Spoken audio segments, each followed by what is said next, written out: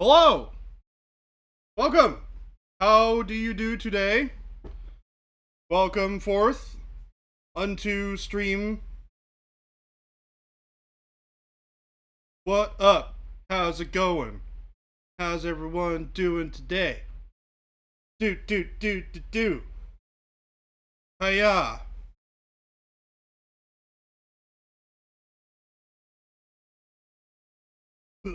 Oh, I need to do a thing. Fixed. Boom. What's up, chat? Give me 1 second so I can.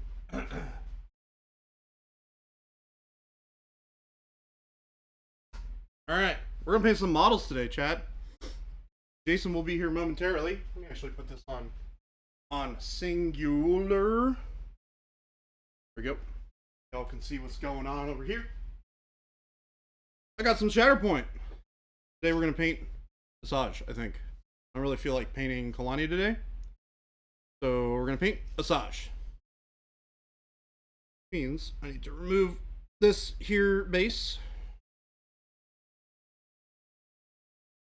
And I need to put Asajj on the thing.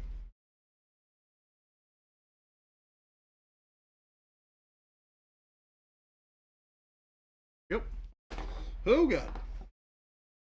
I am dropping everything. Hey look! Dropping? Droppings. Don't drop your models. I don't do that. That's bad. I've never done that once in my life, ever. Lie. Lie. YOLO. Were those magnets in your holder? Yes. Yes, they were. I'm popping the chat out so I can see what you wonderful people are saying. And then we're gonna look up Asajj. Charles, how did the move go? It's still going, but it's pretty alright. We've been, I guess our first night that we stayed at the house was a week ago. Right? So not too shabby. I'm gonna have another mad scientist hair day. I'm sick of wearing hats. I need to get a haircut. You're sick of wearing hats. I really need a haircut.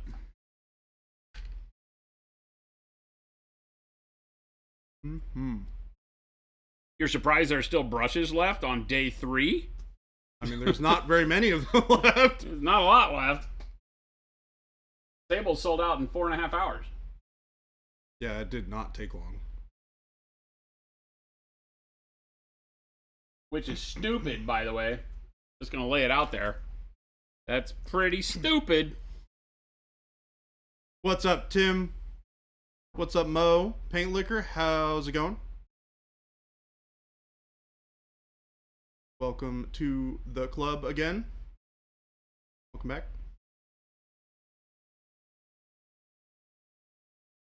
That's like a good... Nope. That's not a good photo. It's not good. That's good-ish. No. No. Nope. Trying That's to find pretty. Good reference for Asajj Ventress over here. That's We're trying. We're trying real hard. That's pretty. That's not good at all. No. No.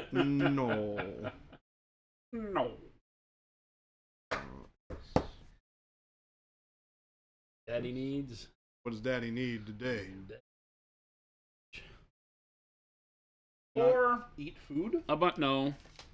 Anybody got time for that? That's not. Oh. Not ideal, no. Correct. You are correct, sir. Yeah, that's not ideal at all. You are correct, sir. That's not actually ideal. That's not the situation that we want to be seeing. We'll see how long I make it on stream before I pass out from lack of blood sugar. I need to go get you a piece of candy. If necessary. I'll go get like a bag of Funyuns if it gets bad. I had a handful of goldfish. Still have your secret stash of amazing trinkets. I do have a stash of snacks in my room. I have the bag of chips you gave me. Yeah, there you go.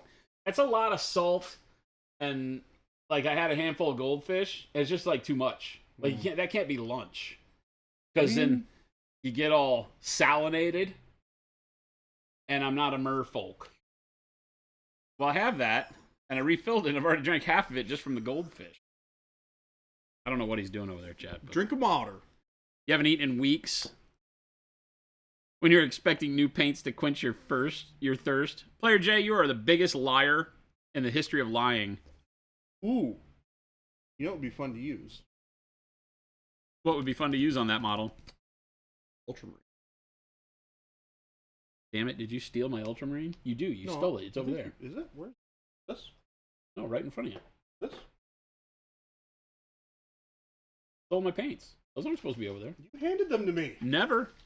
In a million years. If I recall, I leave for a few days, and all my crap's gone. Stolen. He's got the secret paints, chat. Now he's dangerous. He was nice before, now he's dangerous. I have always been dangerous. Now he's simply dangerous. I can't open. Canadians can't lie. It's against your Charter of Rights and Freedoms. You need to tell your PM that. But oh,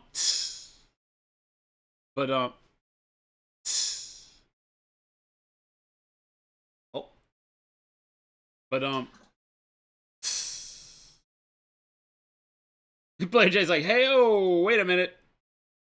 I would like for him to tell us why he didn't complete his last year of teaching. Without lying. Go. Go. Oh yeah, what are you looking for? Black. Black pen. This is also your white. Pen for black. May or may not have stolen. Damn, dude. I was wondering why I was light on everything. You know, dude, I've been through a lot of glazed wash medium. I have like 2 empty bottles over here. Do you really? Yeah. That's awesome. I use a lot of glazed wash medium, it turns out. I'm gonna airbrush this just because I'm insane. Do it. You want me to turn it on? Yeah, could you? Donka Shane. Let's see. See what I said. Central Park in Spain. Pretty sure I put in the notes for today's stream. Value. No singing. Tore your dress. He's making it a lie, chat. He's making I confess. Does that mean I can sing too? No, it says no singing. But you just sang. Prove it. Clip it. Clip it, chat. Doesn't matter. Let's run it back. It doesn't matter. AI. Fake AI nonsense. Are you saying that you're AI? No, I'm saying that if anybody has what they consider to be proof of me singing, that it's fake AI nonsense. Nope, that's... Wait, hold on. Are you saying... just a robot? That I'm just what? A robot. I did not say that. I think you're saying that you're just a robot. No, I actually said that if anybody were to clip something that they have gone into Midjourney and said, get Master Painter Slowfuse singing horrible rendition well, huzzah, huzzah. of whatever that song was. My legs and pollute my breeches with delight. How you tore your dress. What a mess. I confess.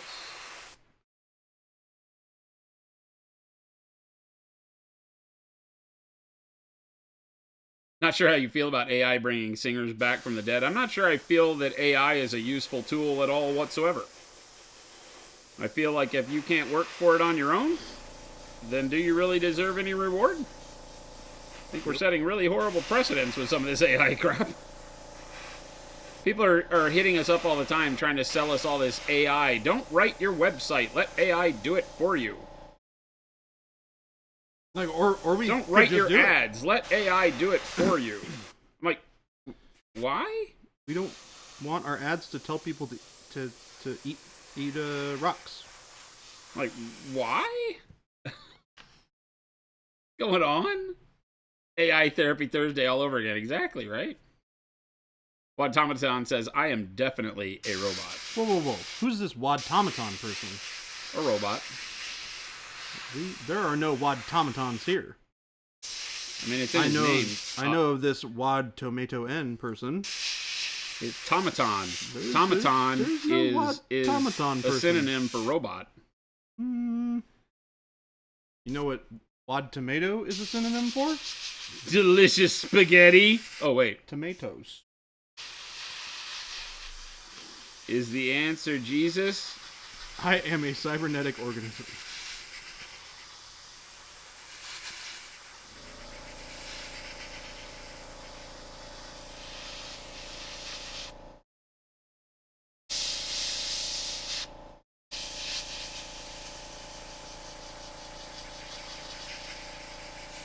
Tim, I am concerned for your organic health.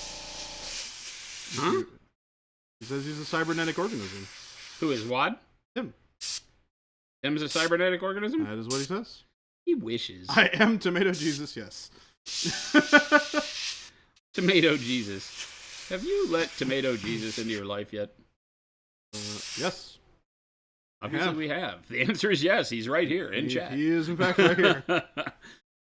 Your company took a hard stance against using AI to write code, and it immediately slowed down your data science team. It was immediately apparent who was using it to write their code. Oh, you mean your data science team was using it, then the company said no more, and a particular group started floundering?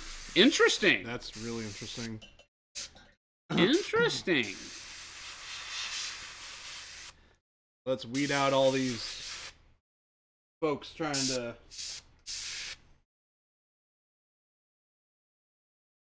Those...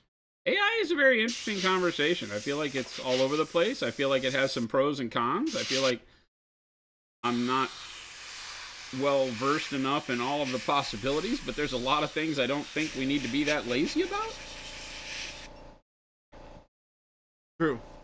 I feel like at some point in time you start trading your livelihood for convenience in that regard. We manufacture physical goods, so AI doesn't really do us any good at all. That's why everybody's trying to sell it to us for, like, writing our advertisements and stuff. And I'm like, dude, if you have AI that can write the ads for Monument Hobbies, we're all already doomed. Have you seen our ads? Our ads are ridiculous. Like, have you seen our ads? I don't want a robot that thinks like me. There's no place for that in the world. Ain't nobody got time for that.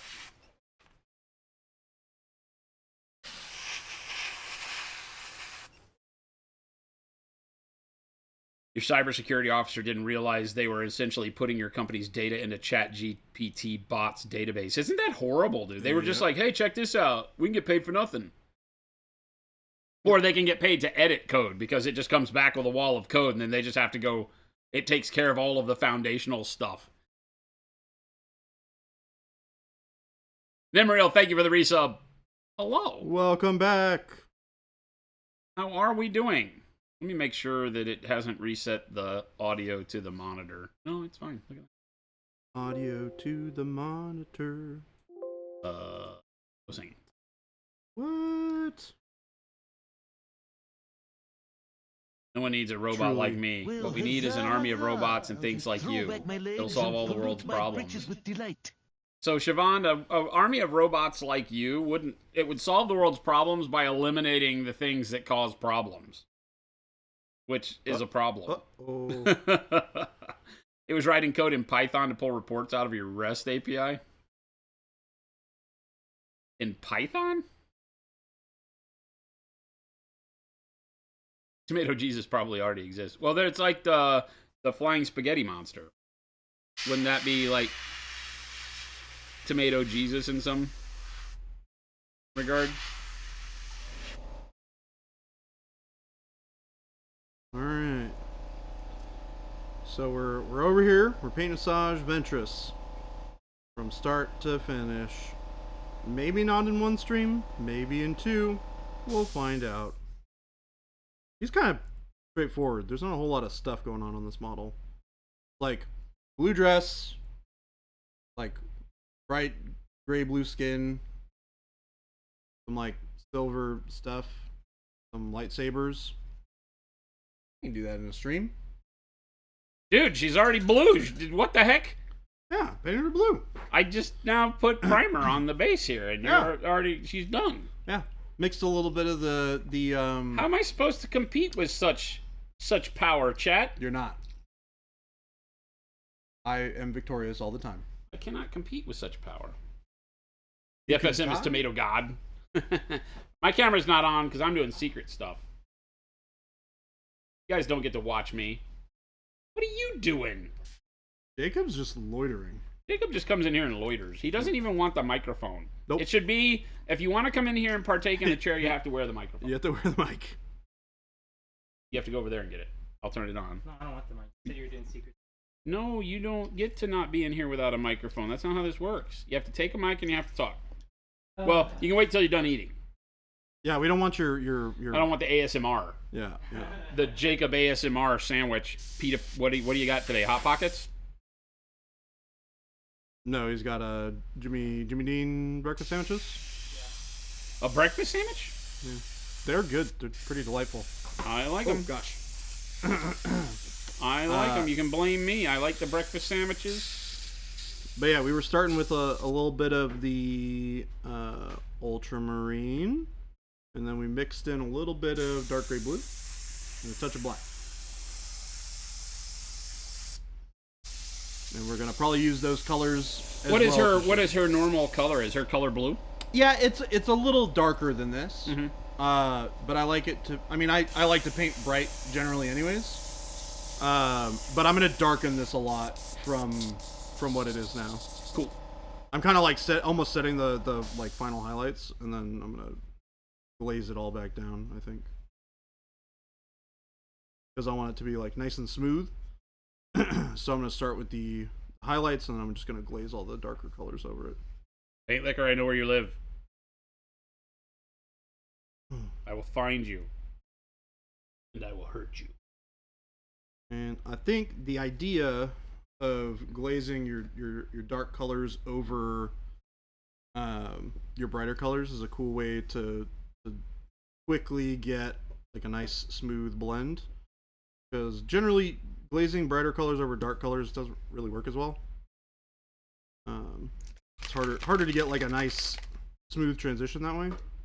But if you go from light to dark, it's a lot easier.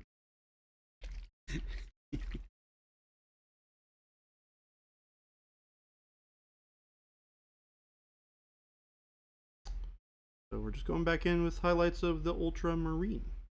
Mike, listeners love the segment. Awesome. Listeners love the segment. Yeah, Mike is Radio Free Istvan. Oh, cool. I sat in with him and did a recording. Nice. It's been like a week or two ago, right? Yeah.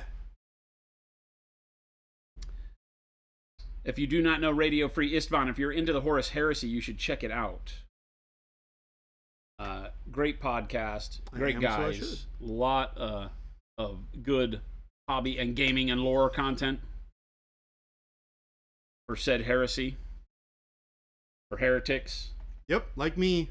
Doing heretic things. I am the resident heretic here.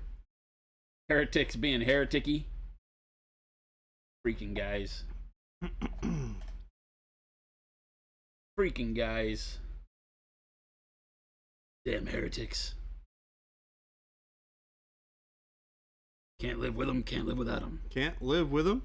Wait Definitely can't live without them. Wait a minute. I feel like maybe you can live without them. Nope. No. You got the wrong idea there. I feel like you can definitely live without heretics. Life would be so boring.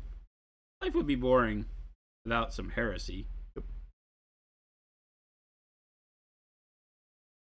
Can you imagine if there wasn't a Horus Heresy? Yeah. How boring would that have been? Horus did y'all a favor. Did y'all a favor? Yeah. What do you think? I got a mouse in my pocket? No. Do me a favor. How did Horus do anything for me? He made life interesting. He killed my boy Sanguinius. Well, he kind of also deserved it. Not really. Says Tyrannid boy over there. He's like, how about the Tyranids? So, I mean, Tyranids didn't really... Jacob, you're a broken record with the whole Tyrannid thing. Didn't Tyranids not really exist until after the Horus Heresy? Correct. Because it was what, Leviathan came into the galaxy. It was McCrag. It was the whole... I think it was High Fleet Behemoth at first. Oh, okay. I don't know much about the inception of the Tyranid. Was what's that? Inquisitor who had discovered them, and then they hit the McCrag system, right? Because we had the Tyrannic War veterans from the Ultramarines. McCrag. That was one of my first 40k starter sets. Battle for McCrag. My first 40k starter. That was what, like, didn't it have? Edition? It had was it Highfleet Kraken maybe? Remember, is that the one that had the downed flyer? Yeah. Yeah, I think so. Yeah. Right.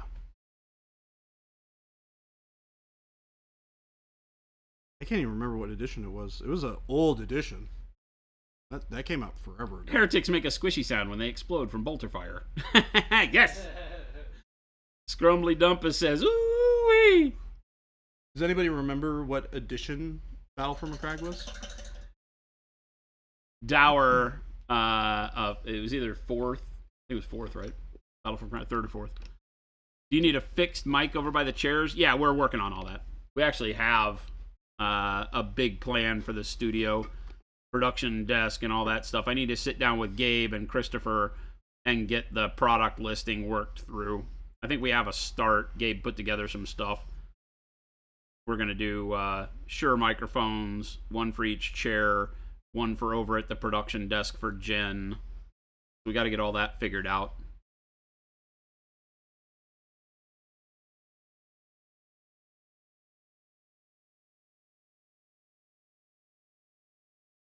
Songer, awesome. Here's a great way to create a lot of nice contrast on like cloth and stuff without, or basically on anything, by building up opacity. If you thin down your paints a little bit and start over a darker base coat, because I've only really used like the base coat mix and then just built up more opacity with this ultramarine.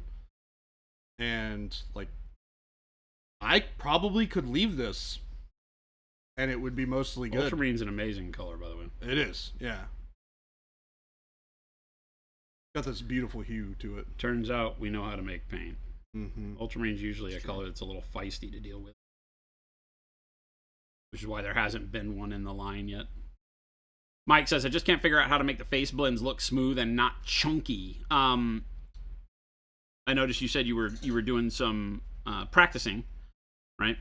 When you say chunky, to me, that means that you are probably not working with thin enough paint to get your layers, because you're dealing in a very small area first off, right? So let's get that out of the way. The big thing with painting faces at our gaming scale is that they are a very small area that you're trying to put good paint into.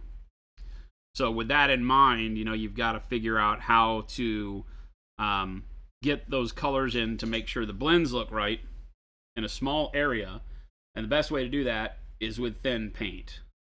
Now I start painting dark and work up to the highlights. A lot of people when painting faces like to start with the midtones and find a way to do shadows under cheeks and things like that. Again, it really is up to you. I think that the dark to light works a lot better on smaller scale, like faces. I would definitely agree with that in a lot of ways. Because trying to get the shadows placed correctly becomes your hardest part in small scale. So, you know, start with like a really dark flesh. If you're using our paints, dark flesh, shadow flesh, tan flesh, that kind of workup works really, really well. And then just mix your paints a lot of times. If you mix your paint colors rather than trying to go from one to the other, because that can also be the limiter for what you're considering to be chunky blends, is that you're just getting too much contrast layer to layer, color-wise. So for painting skin, a lot of times is where you will really focus in on doing a 50-50 mix, right? I have a video up on YouTube that I did. It was a outtake here on the stream, and I showed this in depth. If you go over to our YouTube channel, Mike, and look at, it's one of the more recent videos, and it's how to blend flesh and almost anything, I think is what it's called. And I go very in depth on how to work your colors up from dark to light, where to do your blends, how to manage your blends, and then show you on the back of like this poor test model. Like this. Unlike him, I think we used him going from dark flesh to brighter skin tones on him just to get stuff going. Wasn't really going for the final outcome, but more, I paint on my thumb how you do the blend lines and everything, so.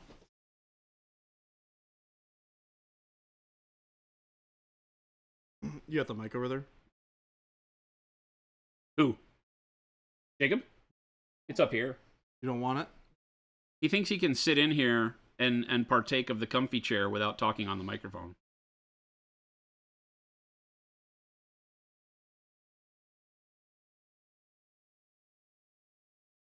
Jacob's gotten feisty the longer he's been here. Jacob thinks he owns the joint. Due for monument. Oh, I own it. The idea of Jacob just walking up to somebody being like, yeah, I own Monument. Goes to Digimon and is like, guess what, guys? I own Monument. I think they'd all look at him like, what? They would. Maybe the people at Samurai know. Yeah. But that's why it would be funny, because he would go up to people who know. And he would Oh, say that it. motivated the head practice. Well, then if you're doing those blends already, then I think it's really going to the next level, a little bit more moisture on your brush. Don't thin the paints a whole lot, but maybe just a little more moisture on your brush as you go into your paint, and then wicking a lot of the paint off of your brush. Here, let's go to dual screen again. I'm using a BAB right now, so not the perfect brush to show you. Let me get that cleaned off. Putting some base coats on the stairs of the Death Knight. But if we take, say, this dark camel green primer is what I'm using right now, right? But if we zoom in here, right? You get a smoother blend when you have less paint on the brush. You know, when you put the first load of paint that you've gotten off of the palette here, that's a lot of paint.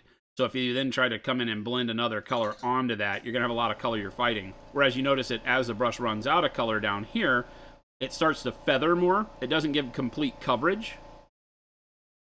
Okay? That's where you'll start seeing your blends. So a lot of times you'll notice I'll come over here, load my brush up, right? And then I'll take most of the paint off on my thumb before going to the model. Yep. So 80% of the paint that I just loaded from my palette is now wasted on my thumb.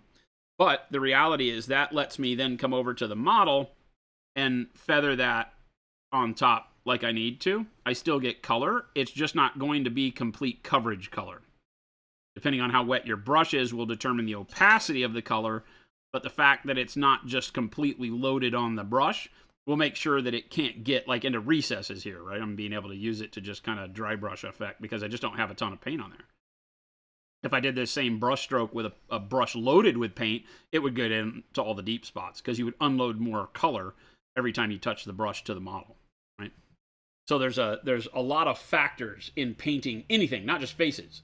But that's what I talk about in that video, is being able to, wick your brush, take a lot of the color off, then you go and you do your blends and blend them together, right? You are putting less paint on the model, which sometimes feels wrong. But remember, if you build from dark to light, or even if you build from your mid-tone to darkness and brightness, you're always covering your last paint with another layer of paint until you get either to your darkest shadow or your brightest highlight. So those layers in between those final colors, which are your darkest shadows, brightest highlight, those mid layers, right, that no matter how dark or bright they are, don't have to be full opacity. You can put them on and not get complete coverage because the next paint you put over them will cover that spot where it starts to feather out and have less color, right? Like here, right? So here I've got my base layer very thick, and then I feather it towards where my next color is going to go. Then when I put the next color on, I kind of start here and feather that towards where the next color goes. So I work dark to light. So I would be putting a lighter color here. I get that blend in this area where the two colors overlap, and then the other color feathers out at the end. Then you put the next color there and blend it, and so on and so forth.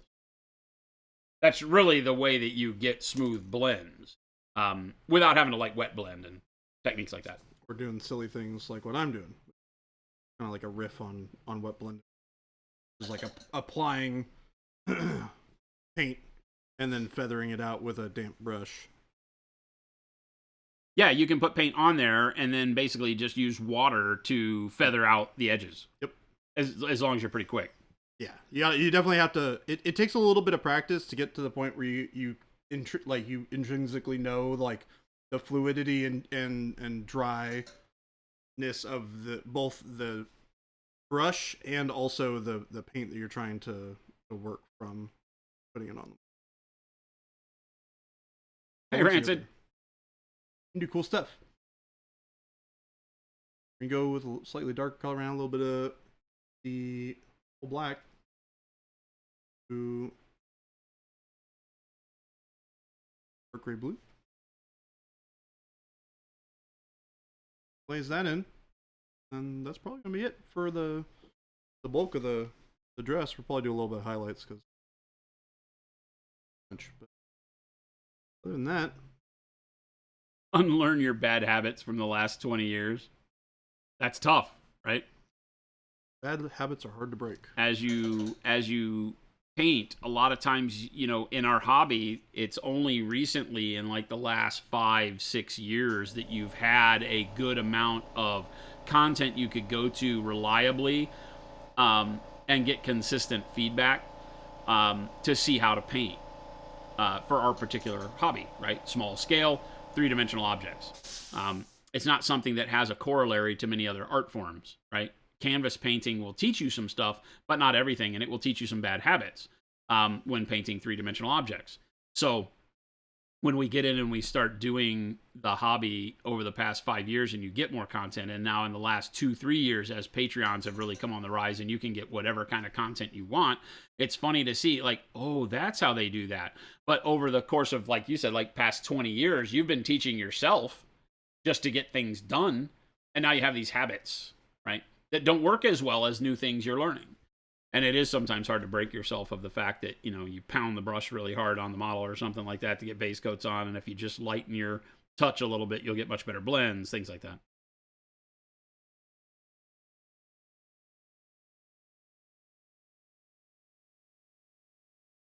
Awesome, Mike.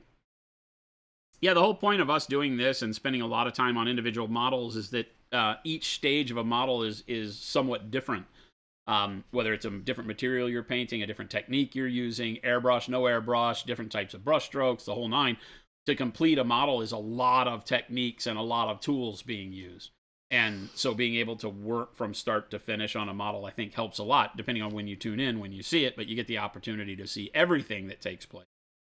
You know, like me taking a big flat brush and doing this, you know, and not having to worry that, you know, oh, no, I don't have to do everything super highly detailed. I can make things work with very simplistic methods here. All right, so we've done dark camo green. I think I'm going to do dark warm gray over the top of that. Finally getting around to painting all the stairs. Are you going to put on that the chalice thing? I don't know yet. I don't really want to paint it. So that's fair. Maybe it's sitting over here taunting me. Like I have Yeah. it right at the end of my palette here, so I can see it. But I don't know if I really want to put it on. It doesn't add anything. I haven't painted the model to where I would have it as an OSL, and I haven't really decided that would make the model any different, in my opinion. I mean, it could make it very different, but I don't know that it adds anything. This model has a lot of really cool detail. I don't know that you have to do all the OSL crap.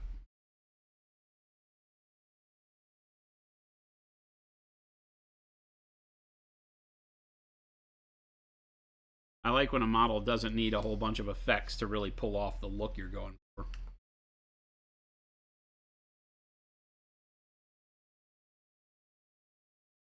Again, I'm just roughly using the side of the brush to kind of do that dry brush detail, but with a very wet brush here.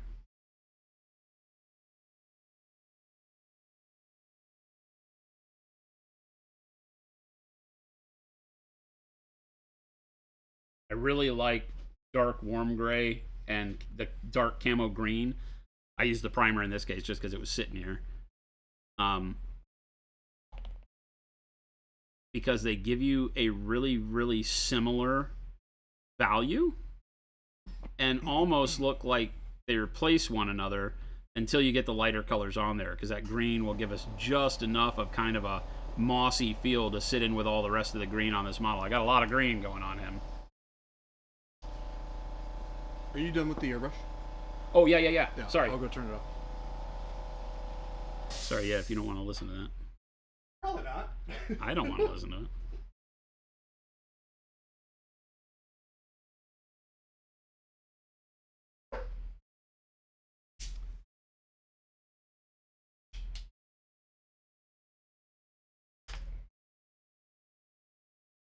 I'm curious.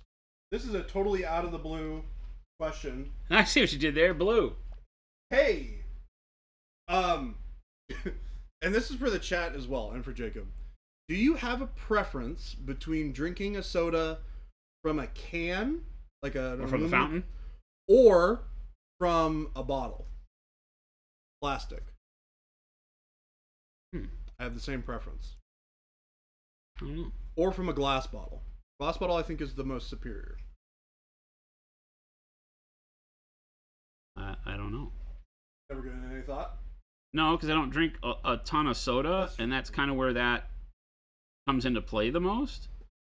There's not, like, juices and stuff don't really have a difference. I generally feel like the carbonation seems harsher in a can to me. That's interesting, because I find it harsher in a bottle than in the can. Oh, really? Yeah.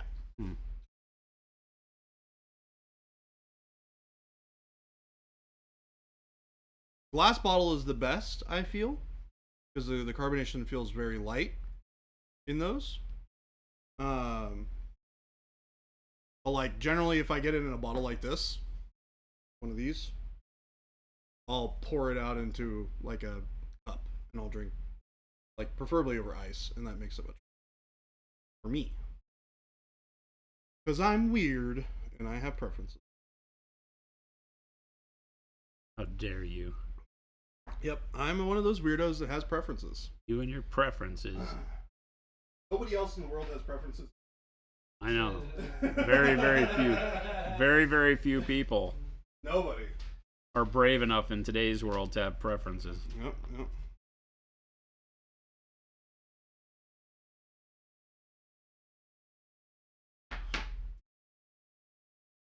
Man, ankles killing me right now. What the heck?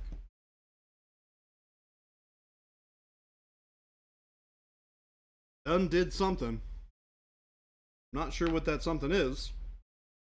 I did something, chat. Can from the ice chest, bottle from the convenience store. Oh, Interesting. all right. Agree. Jacob says he agrees. Peanut gallery without a microphone over there.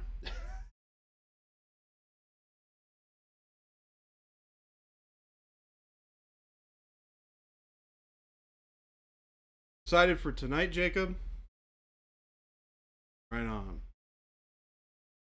What's tonight? Digimans? Yeah. It's store championship. Yeah. Yeah. Because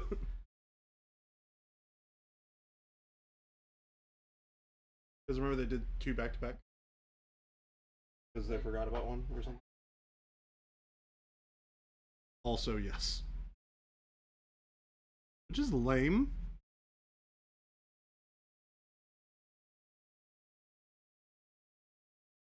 Jacob can no longer go to nationals by beating a bunch of random people at the store.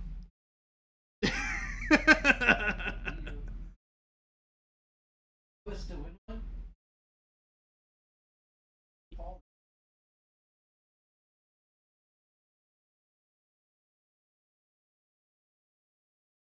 Leave some shadow from the legs.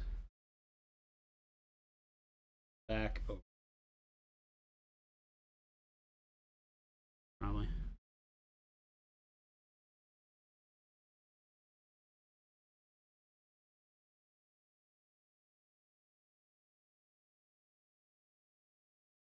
Are you gonna do any sort of like directional lighting for like the shadow? Did you like a drop shadow on the thing or anything? That's what I'm doing. Oh, yes, it is. Maybe if I used my eyeballs, Your balls of eyes. my balls of jelly orbs in my head. Use your jelly orbs. My jelly Oh, orbs. that's kind of gross. Yeah, that was kind of gross. Take this one. Yeah.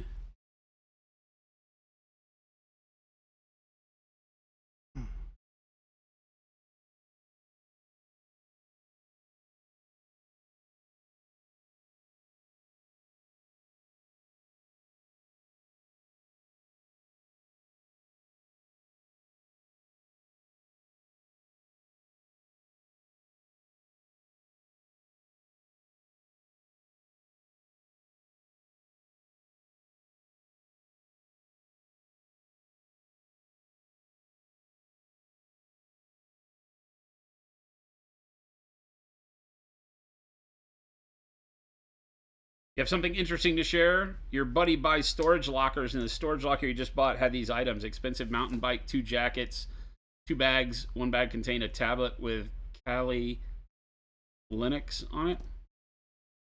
That's lost on me. I don't know why that's important. But all of that was in... Oh, he buys storage lockers. You mean by storage locker, you're talking about like storage facility. Like ones that people have gotten overlocked and forgotten about, right? Yes. That's all the stuff they got in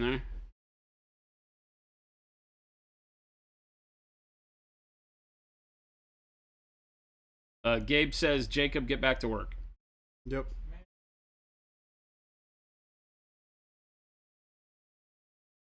That Gabe. Oh, Kali Linux is a hacker OS. Gotcha. I don't know anything about that.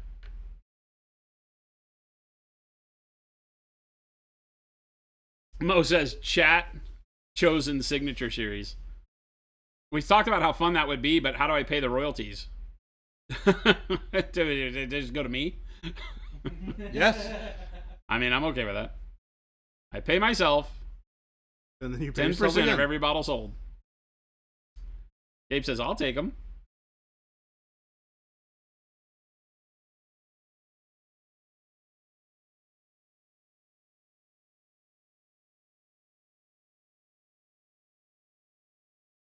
Yeah, it always makes me wonder. There's those shows where they go and buy storage, spots. Like Storage Wars or something like that? Yeah, Storage Wars or whatever the hell it's called, right? Where they go and buy these things. And to me, it's always interesting, like, what happened. I have a storage facility.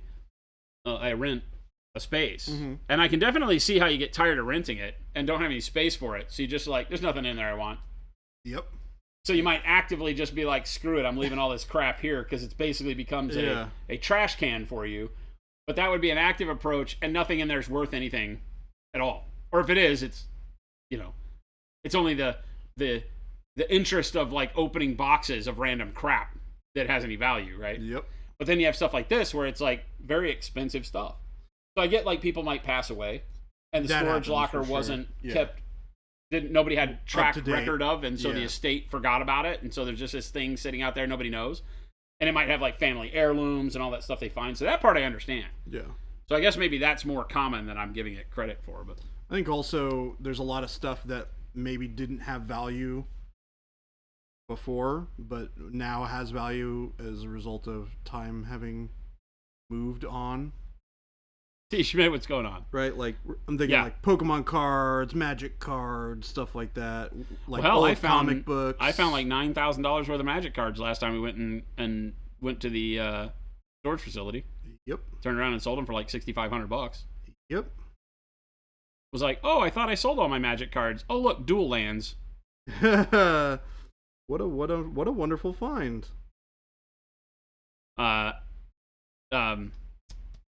Ruben here, plays Magic.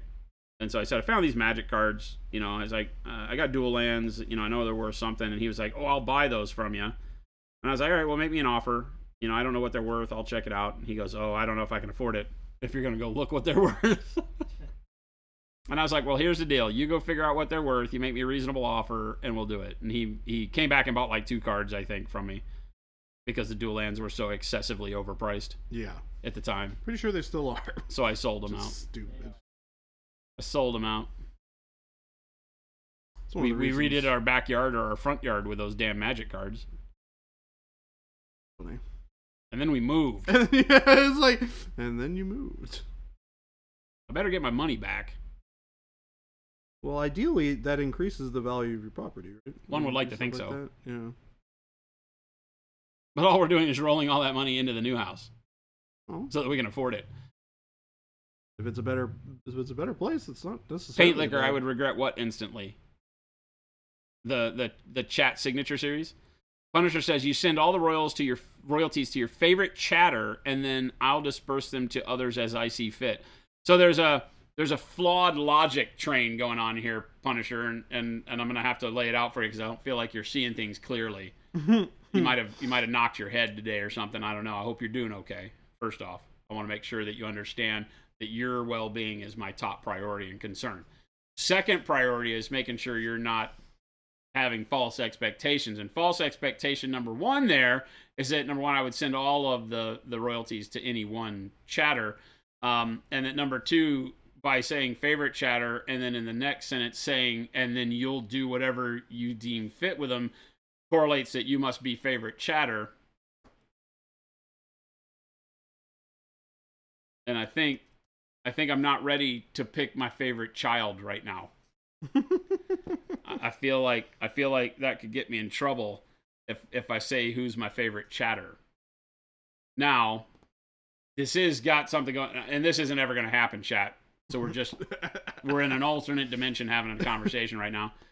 But wouldn't it be funny if we came out with a chat signature series, like a Twitch chat signature series, Yeah. that had colors chosen by chat, and that we did a contest every month in chat to pick a group of people who got the royalties. Oh my god, that'd be wild. I think somewhere in there it's illegal. Yeah, I feel like I there's think so. I feel like as I'm saying it out loud, there's something illegal there. It sounds like Giving that away would be the case. large sums of money to randos on the internet. You guys aren't randos. You get my drift, though. Anybody looking from the inside from the outside would be like, what? What is going on here? It sounds like it shouldn't be happening. Meanwhile, chat's Jen like, says she's my favorite chatter. yeah, that's probably fair. This is where I gotta say, babe, I'm not ready to Oh, alienate everybody in chat. Oh. Oh no. Jason's on the couch again. 3 days in a row. 3 days in a row. Source, what's going on? Jen knows she's my favorite human being. So Jen, where'd you buy your guys' couches? Because this guy likes to spend a lot of time sleeping. they are on good couches. But you got to look at it from Jen cannot use her power as being my favorite human being to usurp all other human beings whenever she deems fit. She can't walk into a room of my favorite people to play war games with and say, now I'm your favorite person to play war games with. That's not fair. And I'm protecting all of the people I love. She's obviously at the top. Hey. But she can't come in and usurp the ability to have other favorites. Look at. We'll see how this works. See. I'm just waiting for the feedback. It's another one of those days. Oh man. She says, "Oh, it's another one of those days." Oh, I'm dead. Yep. Yeah, I think your time on this Punisher plane of says, "Since existence when is has over." anything in chat ever been fair?" Point taken. Butter says, "Oh yes, she can."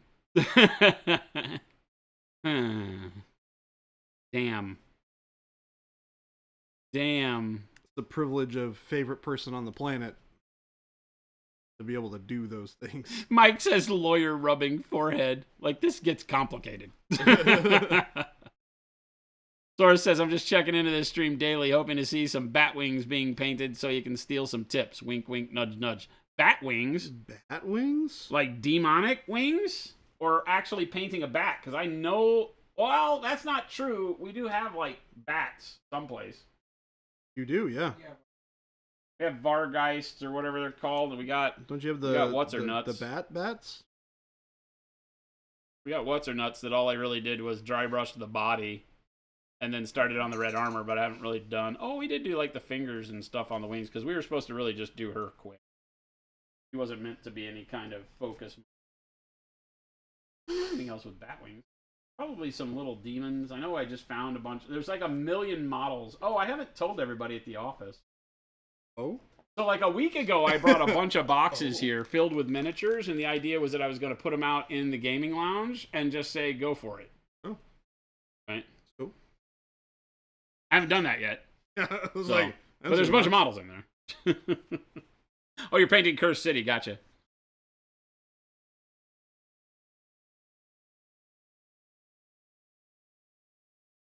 doing over there, Jakob? Put him on brush goop production duty. What's not going too well? Oh.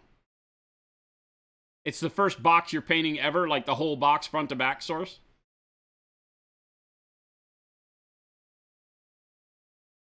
One of the first times holding a brush for over 30 years. Oh my goodness. What the absolute heck? Welcome back. Yeah. Come on in. The water's warm. Did you pee in the water again? Nope. We're in Arizona. Oh, of the yeah, water the here water's is warm. always kind of warm here. That's true. Why do I have to tell you this? I'm new. All right, chat. We're going back in. I actually wanted to add a little bit of purple to her dress, so we're taking some transparent purple, with thinning it down. We're putting in some glaze. I think it makes a nice bit of improvement. This side. This side. Back. Top part thing. Blue's looking good. I like that front leg. This one. Yep.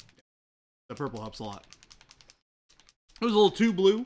You never did mini painting before? You just bought Cursed City and figured at age 43 it's time to stop playing with gray minis? I like your way of thinking. Yep, me too. Gray miniatures, just being able to play games has its merits. Not gonna lie. Yep. But let's be honest. The reality is they only come alive when you stick some color on them. And you get to bask in your awesomeness. Whether you don't have time to paint and you pay somebody else to paint them or not is irrelevant.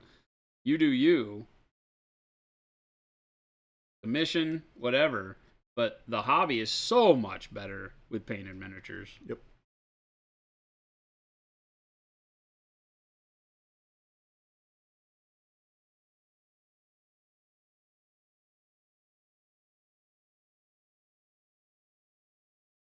Every time I use our transparent paints, I fall more and more in love with them. Every time. It's wild. Look at it. Look at how good this blue looks. The ultramarine with a little bit of this transparent purple over it. It's amazing. It looks so good.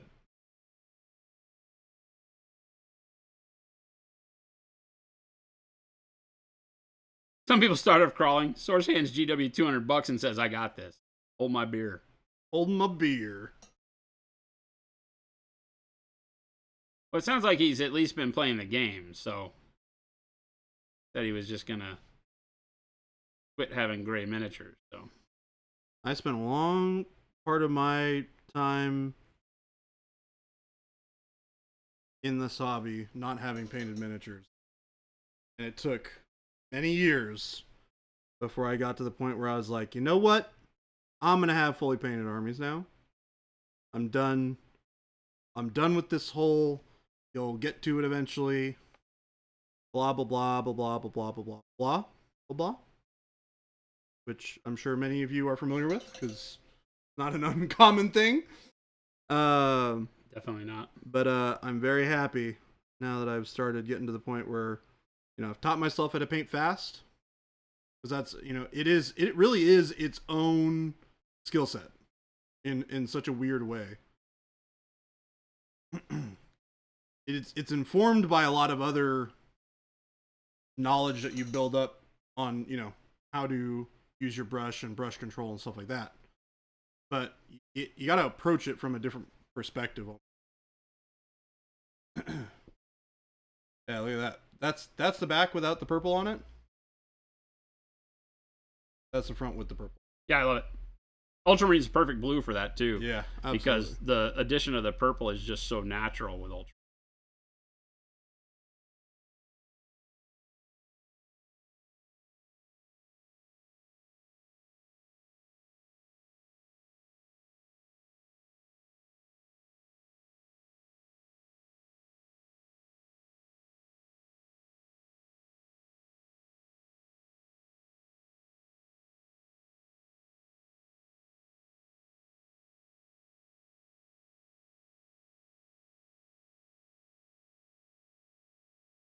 You're at that stage right now where big armies are getting painted. That's a good one. You should do a time lapse like those people that have massive weight loss transformations. To show your painted army? That'd be fun. Start to finish. Like a paint, I can imagine like a painted collection sitting on shelves and going from gray to fully painted. Yeah. And watching you have to add more shelves as you perpetually acquire new miniatures like I do. That's what would happen to me. I have many projects still unfinished at home. I keep on adding more stuff to it. I'm a goober. Wait, that's not what you're supposed to do? I didn't say that wasn't what you were supposed to do. I just said that's what I do. And maybe some people think it's wrong. I feel threatened. I need a safe space.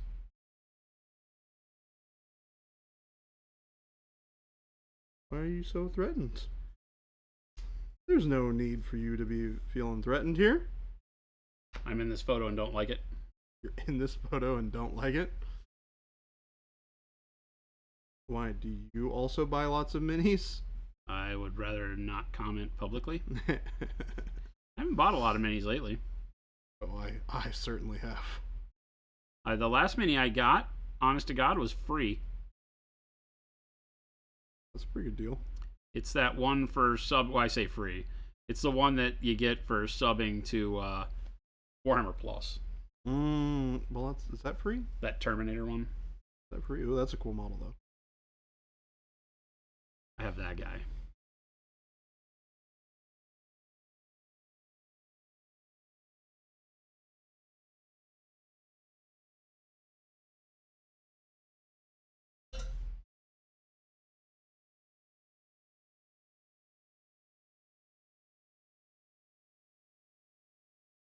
What about all those eBay rescues? There's a lot of those. That was a while ago, though. That's been a long time. Isn't your Time flies. That's been a long time. Isn't your whatchamacallit? Brain, please work. Undead Army. Soul Blight? Not that one. The other one. Bone Reapers? Bone Reapers. That's an eBay rescue. That's an eBay rescue? Yeah. All of my Age of Sigmar are eBay rescues. Oh. I don't think I've bought any Age of Sigmar in the box except for there's some dragons down here. Those dragons are I have a super cow, cool. a battle cow that's in the box. And like another Lumineth hero that I gotta do. That'll never get done. Do you get Teclis as a rescue? Tim, you just paid shipping for Scott's Wood Elves? The Kickstarter miniatures from Miniac? Oh yeah, Dante. But that doesn't come into the conversation. I said that I haven't bought. The last miniature that I got was free, because even after Dante, the Warhammer Plus subscription model, they finally got the link worked out. Forever the link wouldn't work. So I got that Chaos Terminator guy.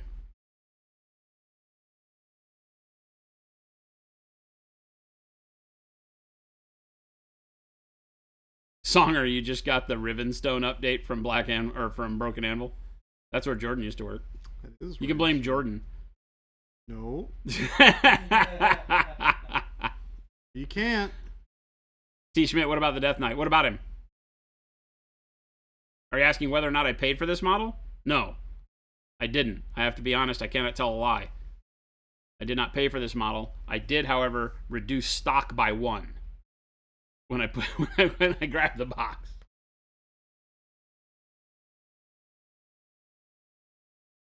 I come with a very low price tag around here. All they have to do is make sure I am sedated with models and paint and brushes. Getting what you subscribe for isn't technically free. Shush! Yeah, I was about to say, I'm pretty sure you have to pay for I get all that subscription. grand and glorious Warhammer Plus content too. Uh-huh. Yup. How much of that content have you watched? I've watched a lot of it.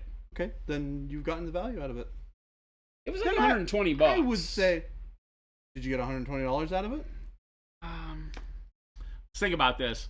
The Blood Angels one is cool, but all they really jack you because I get animation is hard, dude, but like why are each episode only like 10 minutes? Right? And a season's like 8 episodes, 10 minutes. Because animation. There was is one that was expensive. called like the not the Inquisitor, the guy that runs around with the Inquisitor, Interrogator. There's a series called Interrogator. It was actually pretty good story-wise. The animation was pretty janky. The Blood Angels one was okay. Again, animation not to my liking necessarily, but it was okay. The story was pretty good. I'm trying to think of what else I've watched on there. I've watched a bunch of stuff. There's a program on there that's kind of like I want to say it's episodic like a Black Mirror. Each episode is something different, right? Like it would go from fantasy to sci-fi.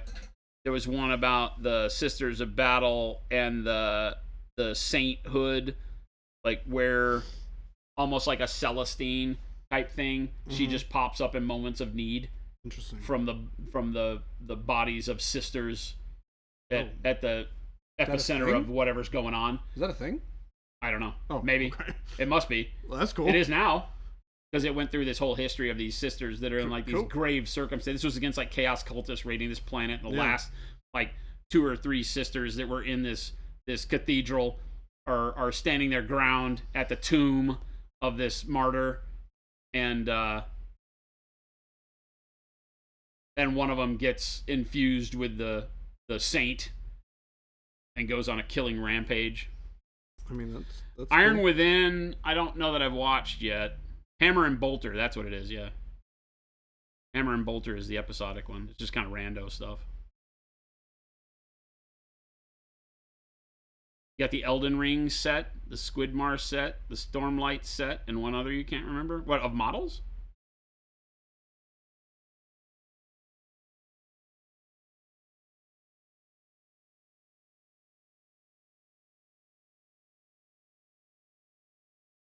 Shard, what's happening? What up, Shard? How's it going? Dot.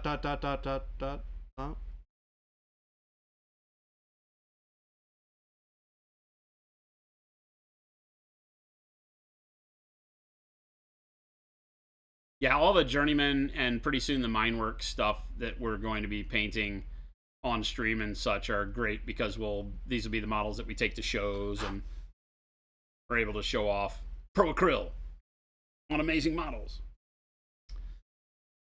Not that Dante's not an amazing model, but you know, Super cool. he's alright. He's alright. He's alright. He's alright. He's we can keep him around. We can keep him around.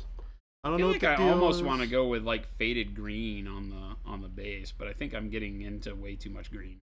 I At got that a lot of point. green on the model already.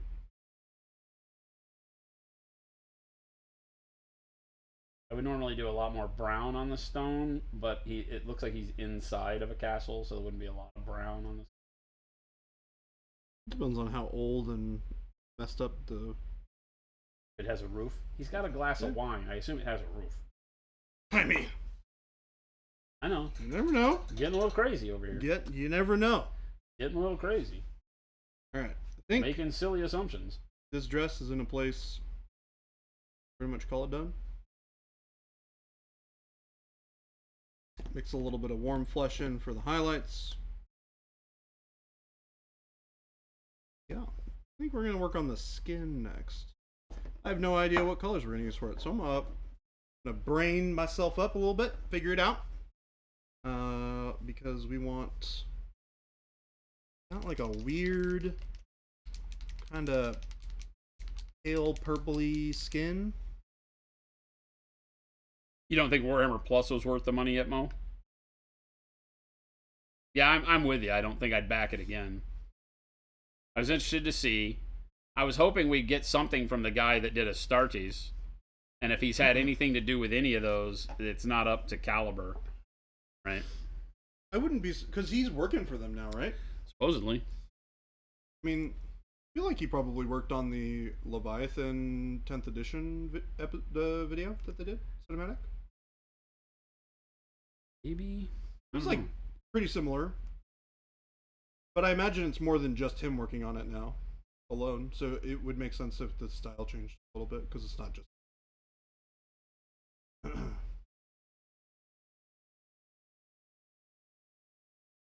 But I would say that the cinematic was not as good as Astartes was.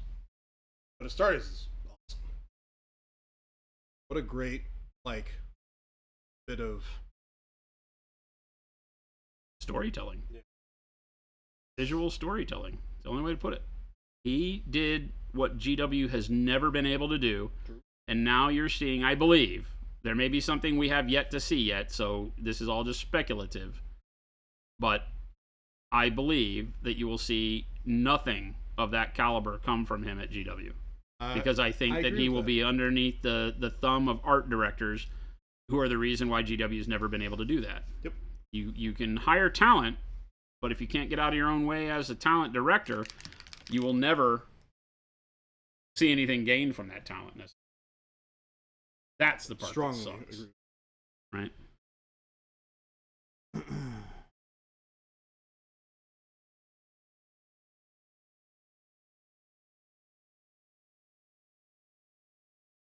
And GW has some good art direction for print and obviously models and things like that, but when it comes to their video content, storytelling's not great.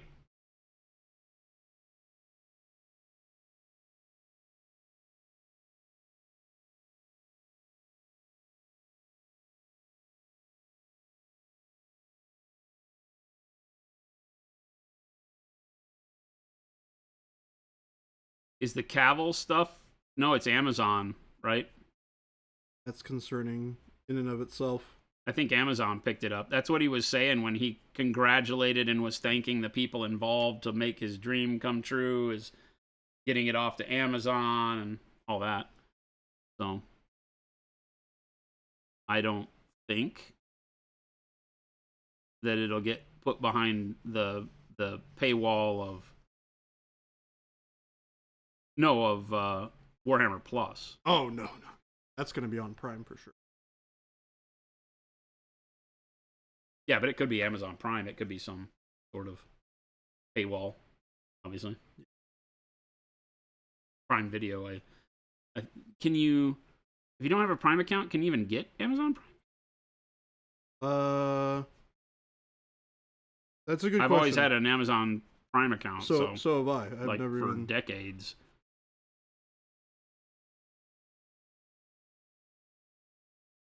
It's funny because Monument just uses my same personal Prime account that I've had since they invented it. That's funny. Songer says no, you cannot. Okay. All part of the pack.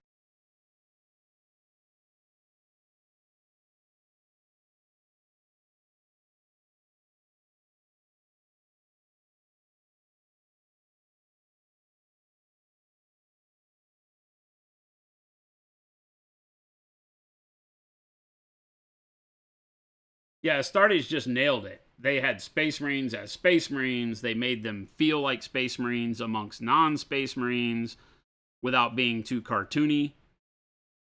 Even though I didn't understand the story that was being told there from the bad guy perspective, like I don't know what those things are. There's been a lot of speculation. He may have just been making up his own stuff. Which is cool. Which is still cool. Yeah. It was a tremendous story. And I wanted to know more. Like, I want to see more. And they've had plenty of time at GW to have done something. Yeah, it's been years. So, with a machine behind him, I feel like he should have content out. Which makes me wonder if he's still there. There was a rumor at one point that they had locked those people up as employees so that they would sign the employment contract that said they couldn't go do it on their own, and then gotten rid of them. Again, speculation, but that was tossed out around the interwebs.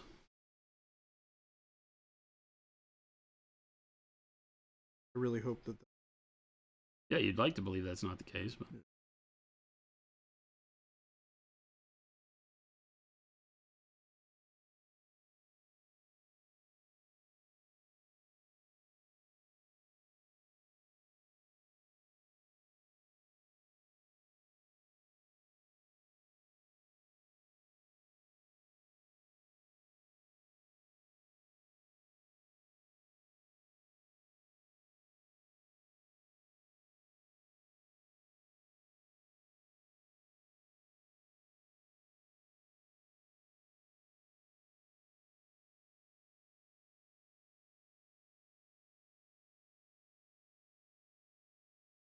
Laying down all of my base coats here on the skin and some warm flesh mixed with purple.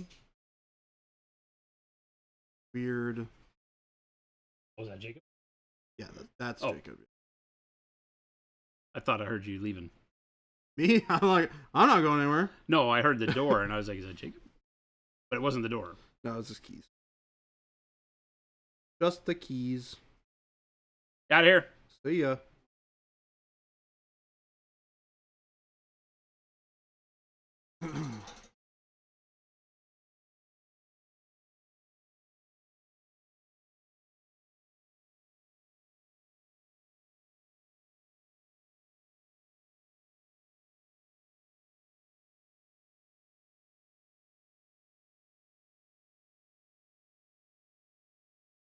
Would be rotten. You are correct, Mo.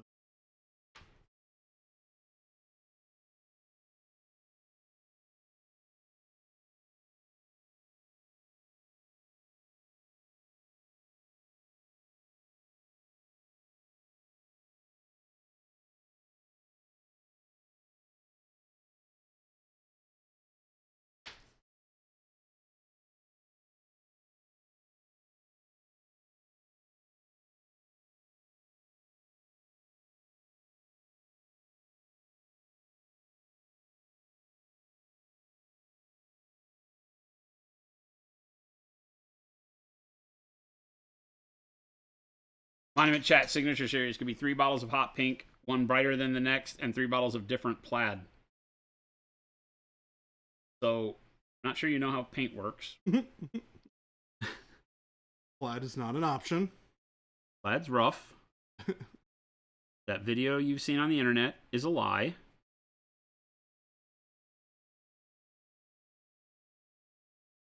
Remember when that video, if you don't know what I'm talking about, there was a video that a guy did of opening up a paint can and painting plaid on a door with a roller?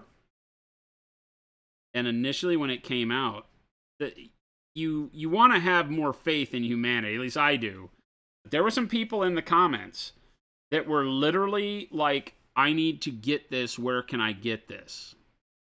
And when people were telling them that it's fake, you can't do that, they couldn't believe it and were like, no, I need to know where to get this. Stop trolling me. And I want to have more faith and think that those people were the ones doing the trolling, but I still wonder. I still wonder. Hard.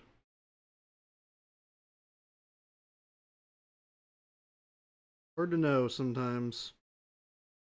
That worked really well. That was a new color in the next paints coming out. It is a taupe. Hope. Yeah, but we don't think we're going to call it taupe because it turns out taupe is like a slur in German. Oh. Let's avoid that one. I'm not really sure what we're going to call it. I think it's going to wind up being like a... I don't know what it's going to be. I honestly don't know what it's going to be.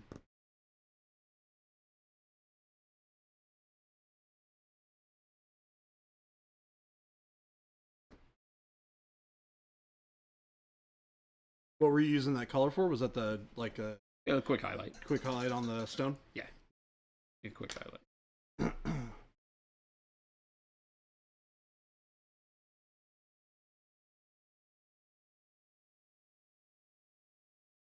Blue is looking so good. On her dress. I mean, that's the only blue you got. That is true. You make a valid statement. Wait, is there blue That elsewhere that I'm missing? that in fact is very It accurate. threw me for a second. I'm like, wait a minute. Yep. Mm-hmm. I can't can't fault you there.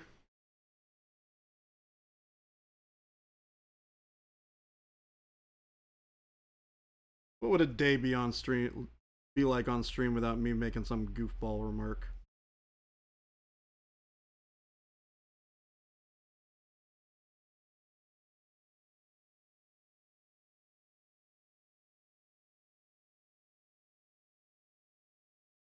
I'm not gonna lie, I'd pay an extra $1 per bottle for plaid for sure. Can it be a bottle that all it really is like a rolled up thing of plaid cloth? Like I was just thinking about that. We'll buy a bunch of like rolls of cloth. yeah, we'll buy a bunch of like Bolts. you know,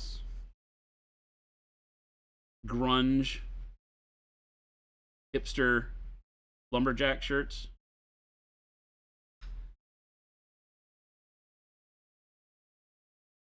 Then do the plaid. We'll cut it into strips and put a plaid strip of cloth in every bottle. There's no paint. There's a strip of cloth that you can take and cut up and glue to your model for the perfect plaid. How about that? We'll have to come out with like how-to videos using it. What the heck is a plaid? That's a great question, Source. What in fact is a plaid? Tartan. Tartan.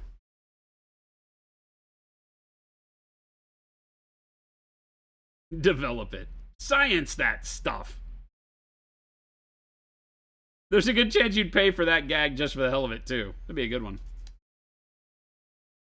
Monument Hobbies has invented plaid paint. No way. Yeah, look on their site. It's there. It's there. You Must can be buy true. it. The internet wouldn't lie. The internet couldn't lie. April Fools wouldn't exist.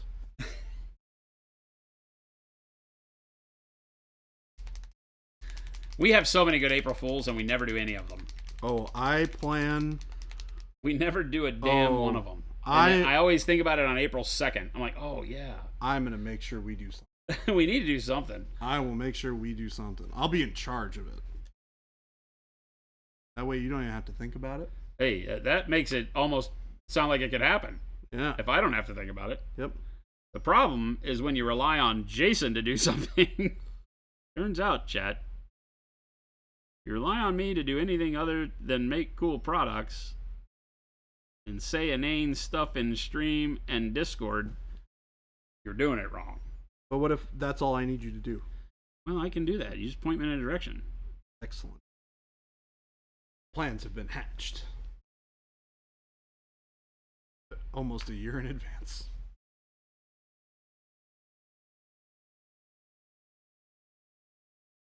We've talked about April Fool's ideas. What's that? We've talked about April Fool's ideas before. Yes. Sound great. For years, actually. Well, you and I haven't talked. Yes. No, but in chat we have, and I don't know that we've ever done a single one of them. One of them has turned into what will be, in the very near future, an actual ongoing fun thing. Is that the butt wizard thing? The wizard's butt stuff, yeah. Born from the commercial. My nephew. Wizard's butt.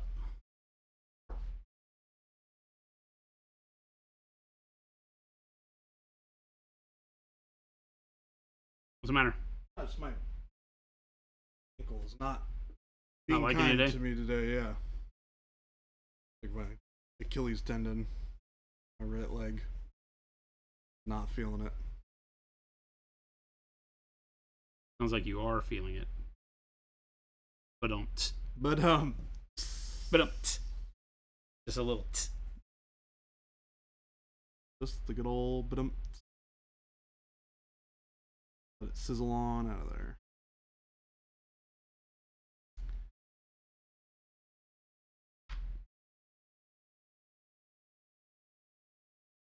You read any more of that book? Nearly done. Yes. I am sorry. Nearly done.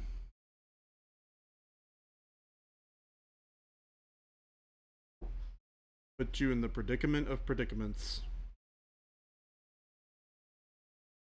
Nah, I didn't have to do it. I didn't have to do it. It's been an okay journey. But you're not gonna finish the series. I don't think I'm gonna get any more books from it. No. Yeah. Which is on the one hand kind of bad because I feel like I've invested enough that I probably would like to know more. But yeah, I don't see myself doing it. I think I'm at the point where we have found out that Crappa is the eel. Is that correct? The Earl? Huh? The Earl? They call him the eel. Is it the eel? Yeah. No. The one who's actually behind all the stuff in Darujistan. Yep. Correct. But nobody knows it. Crappa is the man in charge. And he's a very, very powerful mage, it turns out. Have you figured out the situation with the old emperor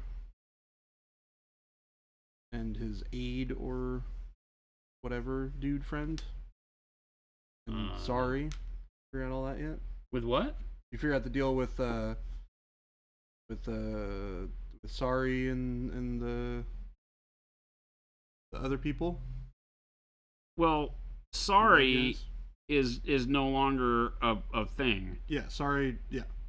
Right? Yep. Because she turns into herself again. Yes. Because some silly thing that Quickbend does.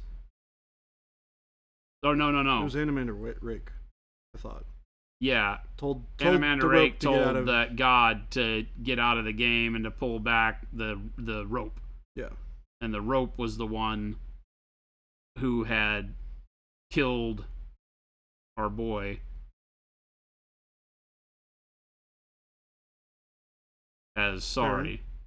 Baron? Yeah. Yeah, I don't know. Again, I haven't gotten to the point where there's a single character that I care if they die or not. Do you want me to just tell you the deal with the rope and Cillian and that? Well, no, because I still have to listen to the end of the book. Fair enough. That's true. You gotta finish the book. We'll talk about it afterwards. Shadowmander Rake. Salamander Rake.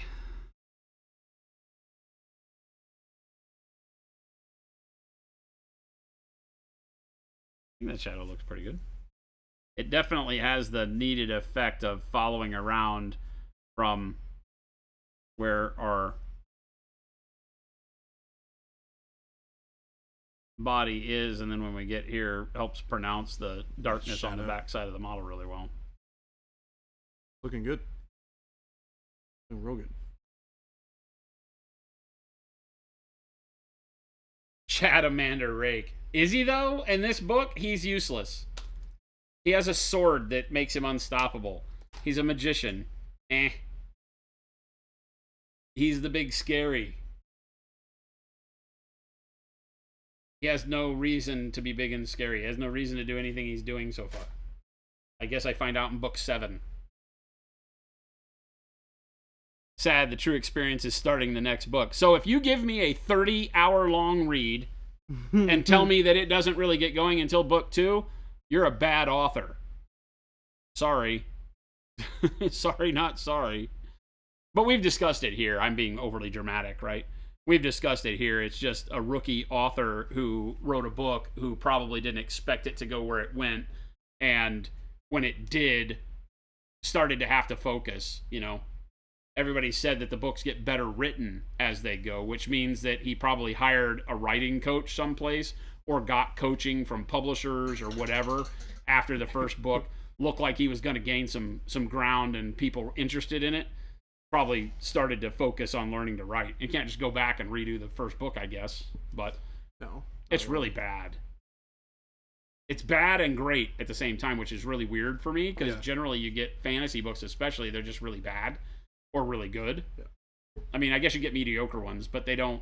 Nothing has evoked this kind of emotion to me in a long time where I'm like, this guy's a horrible author for authoring characters, yet he's an amazing author for creating this world, right? But people are telling me the world is based around a D&D campaign or a whatever the RPG is. It is. GURPS, right? And so the part that's good may have been authored by the guy that is the DM in his GURPS campaign, because he's not it. Is he not the DM? From what I've read, he's not it. He was just a player. So, very weird for me. I'm on this weird teeter-totter where I'm like, this world, I really would like to read good books about this world. It's the way I'm, every time I stop listening for a while, I'm like, I really wish a good author would write about this particular setting, because the setting interests me a lot. The variation, like the undead dudes are really crazy. I don't understand, but I want to know a lot more about them. Huh? The Talani Mass? Talani Mass or whatever it is. Yeah, I want to know more about this. They just woke up the big bad dude in the cairn. Learn a lot more about the Talani tyrant Mass in book 3? 3? Yeah, book 3. Because that's the one with the one Talani Mass as like one of the focus point characters, right? Where he's like traveling along with the guy. Well, in this book, you've got Tool. Yes. Who's a cool character. An interesting character. Maybe I'm getting those two mixed up. Yeah, I feel like he's the one traveling around with the chick. That does happen again. There's I believe there's a different Talani Mass. Oh, that finds himself in the same situation? Similar situation. Oh. Yes. It might also just be Tool. Changes his name. He had a formal name, and then he... Well, because he's like excommunicated from his like... Yes, he has no family. Yeah. No group. That's why he went. Clan or something like that. Yeah, that's why he went, because he had no ties to his clan. So if the tyrant takes him over, which he will, by enslaving him, the tyrant does not get a bone caster. Otherwise, if he were still, from what I understand, again, poorly written book is poorly written, that because they don't tell you anything about the Talani Mass and what the hell they do, you just are left to speculate. But there are these bone casters, or whatever they're called. Like they're wizards. Like they're shamans. Yeah. You know? And they're the ones that raise new Talarn. Yes. Is why it makes them so powerful. Yes. And they were very afraid they didn't want the tyrant to get a hold of a bone caster, because then he'd be truly unstoppable. Because every dead thing on the planet would be enslaved to the tyrant. So I thought that was cool. Seems neat. But no flesh on those bones at all in the story, so it's really kind of bummer. It's like so much thrown into the stew in this book with no fleshing out at all. Like no spice, just a bunch of ingredients. So this is... And no flavor. This is going to sound like a stupid question, but I'm kind of curious anyways. I'd like to ask it just for my knowledge. So what would need to get added to the book to add enough of the meat to make you... Like, well, I've said it. You have to have... So, authoring 101, if you're going to have characters, if you're writing a fiction, right, you have to create a relatability to your characters. That relatability either has to be something you hate, which generates the antagonist. Yeah. Something that invokes an emotion in you from this character, that you have a recognizable factor in them that says, that kind of person is horrible.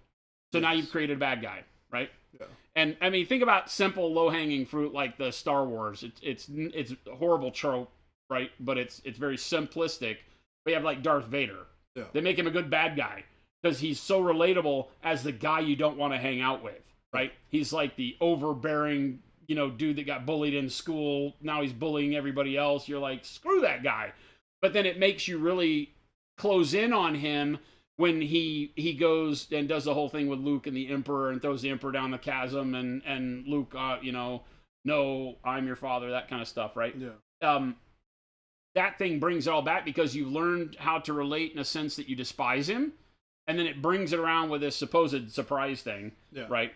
That's like, oh my God. So it created a moment where you felt like everything you'd invested in this story made sense with regard to that character and that part of the storyline. Because you see him in the first movie. I'm talking about the fourth movie, for clarity. Yeah, episode 4. He's like running around beating up his own, Well, he just walks in all black. Yeah. He's the standard trope. Yeah. He walks into the beginning of episode 4, torches the door, walks in, and picks the dude up and is just like, no fuss, no mess, I'm the bad guy. So it's a very standard trope. Like I said, that's too simplistic. So don't say that that's what I'm expecting from this book to make it good. But the relatability was instantaneous in the character. Right now, it was also visual, so reading's a little bit different. So again, a little bit of a differentiation. But none of the characters that he has written into this book, and I'm 28 hours in, or no, I'm 23 and a half hours into a 25-hour experience, right? Because the book's just over 25 hours.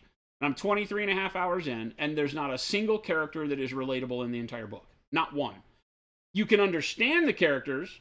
I can sort of see some of their motivations in certain cases. Perrin is starting to grow legs towards the end of the book. After 23 and a half hours. He's starting to have something that's conflicting inside of him that makes me kind of understand, like, things that would cause me to do that. Like, I have vowed to protect this thing, but this thing is unholy, so I don't know that I should stick around and help it. Maybe I should side with what were the bad guys, but I'm learning the bad guys aren't the bad guys. So that struggle becomes real. Why is it 23 and a half hours in? You should have loaded something like that up to make Perrin a character you cared about what happened to him, because now you can relate to the experience. It makes it, when you kill a character off, so much more pronounced because you had a relatability to that character, right? That's what Game of Thrones did so well, right? Game of Thrones set up a lot of stuff in the stew. Lots of stuff in the stew. Almost too much. But it focused enough on certain characters in each part of the ingredients that you had a relatable factor. Ned Stark, very relatable. You could understand the struggle of Ned Stark, even though the other characters... I felt like the other characters, like the king and all of that stuff, weren't fleshed out very well, but Cersei was very fleshed out really quick. You had an animosity there from the beginning. Then as the story unfolded, as he threw more stuff in the stew, you started to find your relatability take you into the, oh my God, I hope this doesn't happen. Oh my God, I hope she dies. Oh my God, I hope Ned makes it, or whatever. Whichever side of the coin you're on, doesn't matter, right? But then Ned gets his head cut off, and you're like... And that wasn't even the end of season 1, right? Because that was just like the next to the last episode of season 1? Yeah, I believe so. Or something like that? 7 out of 8 or whatever it was? So you had relatable characters, but you said a lot of stuff. So it's doable. Obviously, Dune and all of these other big, expansive universes have a way of doing that. But they'll key into characters, sometimes en masse. Sometimes it's a race of characters that act as a single entity. Whether I'm not going to say Ewoks because who cares, but you get it, right? You don't have to have a single character. You just have to have a reason to relate to the experience of these characters. And there's none in this book. None. Now that we're talking a little bit more about it, and I'm thinking kind of the next book, cause obviously the first book doesn't have enough. I think the second book does have.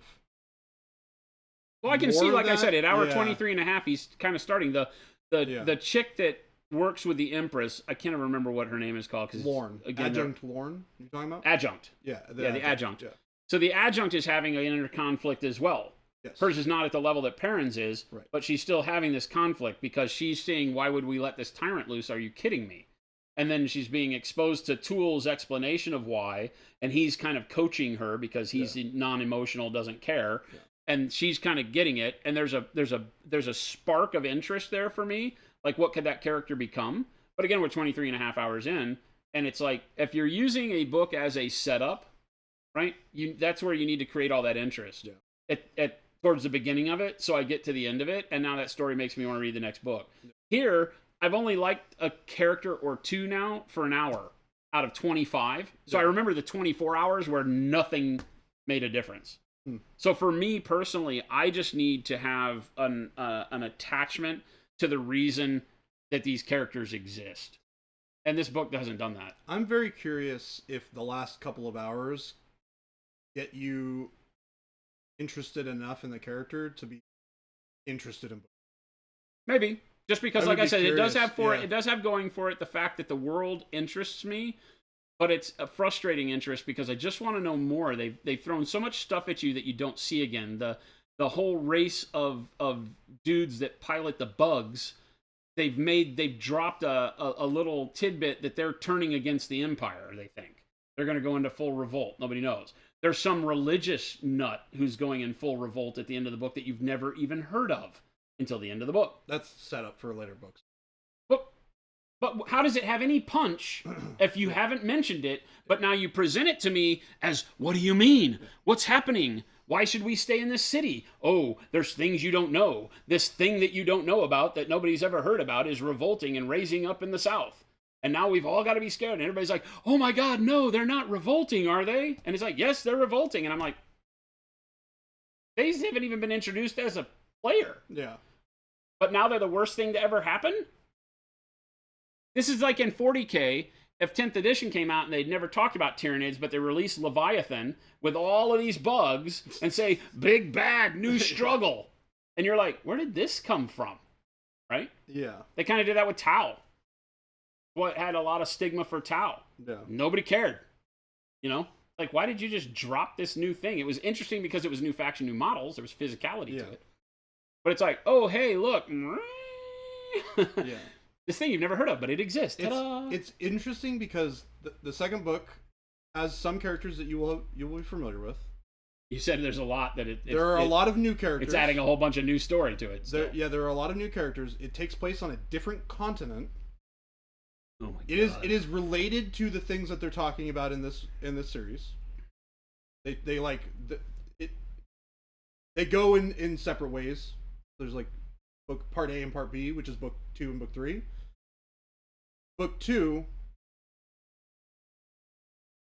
Glossing over. Well, no. I'm trying to articulate it. The character development in 2 is a lot more interesting than the character development in 1. Even though it's characters that you don't. It's like he's starting over then. Sort of, yeah. Like, I didn't know how to write, so here, let me write one that's good. The characters are related in some ways to other characters that you know. So, like, there are ties between characters.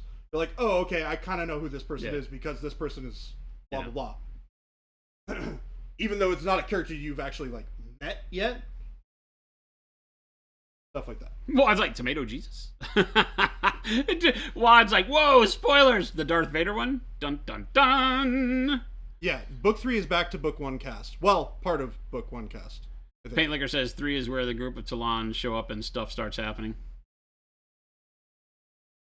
Source Does says that sounds a lot like describing season 1 of Rings of Power. I mean, that's a totally different discussion because you have a whole backstory that should have been occurring, and Rings of Power didn't do any of it, so that's a totally different thing, right? Rings of Power should have been called New Fantasy World 101 and just not even used any of the names. They shouldn't have made it Lord of the Rings, and then I might have watched it.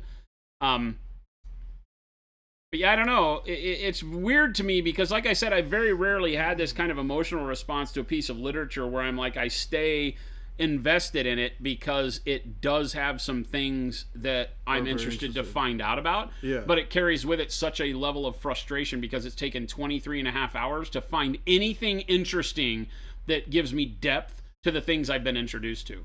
Anything. Nothing. None of the characters. The best character that keeps you kind of interested is the dumb fat guy we were just talking about. Krappa. And that's only because of the way he's presented by the narrator. Yeah. Right? Because he's this bumbling idiot.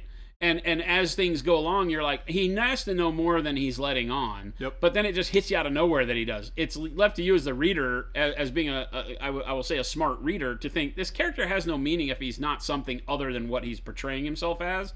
And then all of a sudden that becomes true. It became true this morning on my right end of work. And I was like, see? But it's those little things that are very frustrating because it's like I want to be able... I like to sink my teeth into books where I can read into it and become part of the story. And this book doesn't have anything like that. No no like latch points to become part of the story because you don't care about any of the characters. All, like I said, still, even to this point in time where some of them are having a spark of interest, all of them could die in the next chapter and it wouldn't change the story at all. Because you could just put new characters in every position and the story could continue on, right? It's like somebody told, I saw this thing that was talking about Indiana Jones and how it was one of the worst movies ever. And I'm like, how can you say that? That the Indiana Jones and whatever the first one was. The Raiders of the Lost Ark. Raiders of the Lost Ark, yeah. And they said they are Raiders of the Lost Ark, and it was one of the worst, best movies of all time. And I was like, what is this? So they got me with the clickbait. So I watched it, and damn if he didn't have the best point ever. That whole movie, you could remove Indiana Jones from, and it doesn't change a thing. Most useless character in the history of movies. And you think about it, and it's like, oh yeah, you're right. The Germans would have still gotten the Ark, they would have still gone to the end, opened it, and all died. That's actually hilarious and true. Right?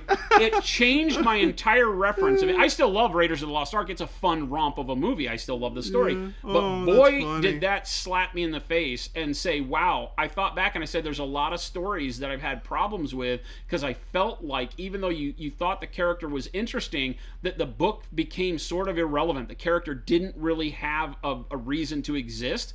Indiana Jones. Indiana Jones had no reason to exist except to be entertainment.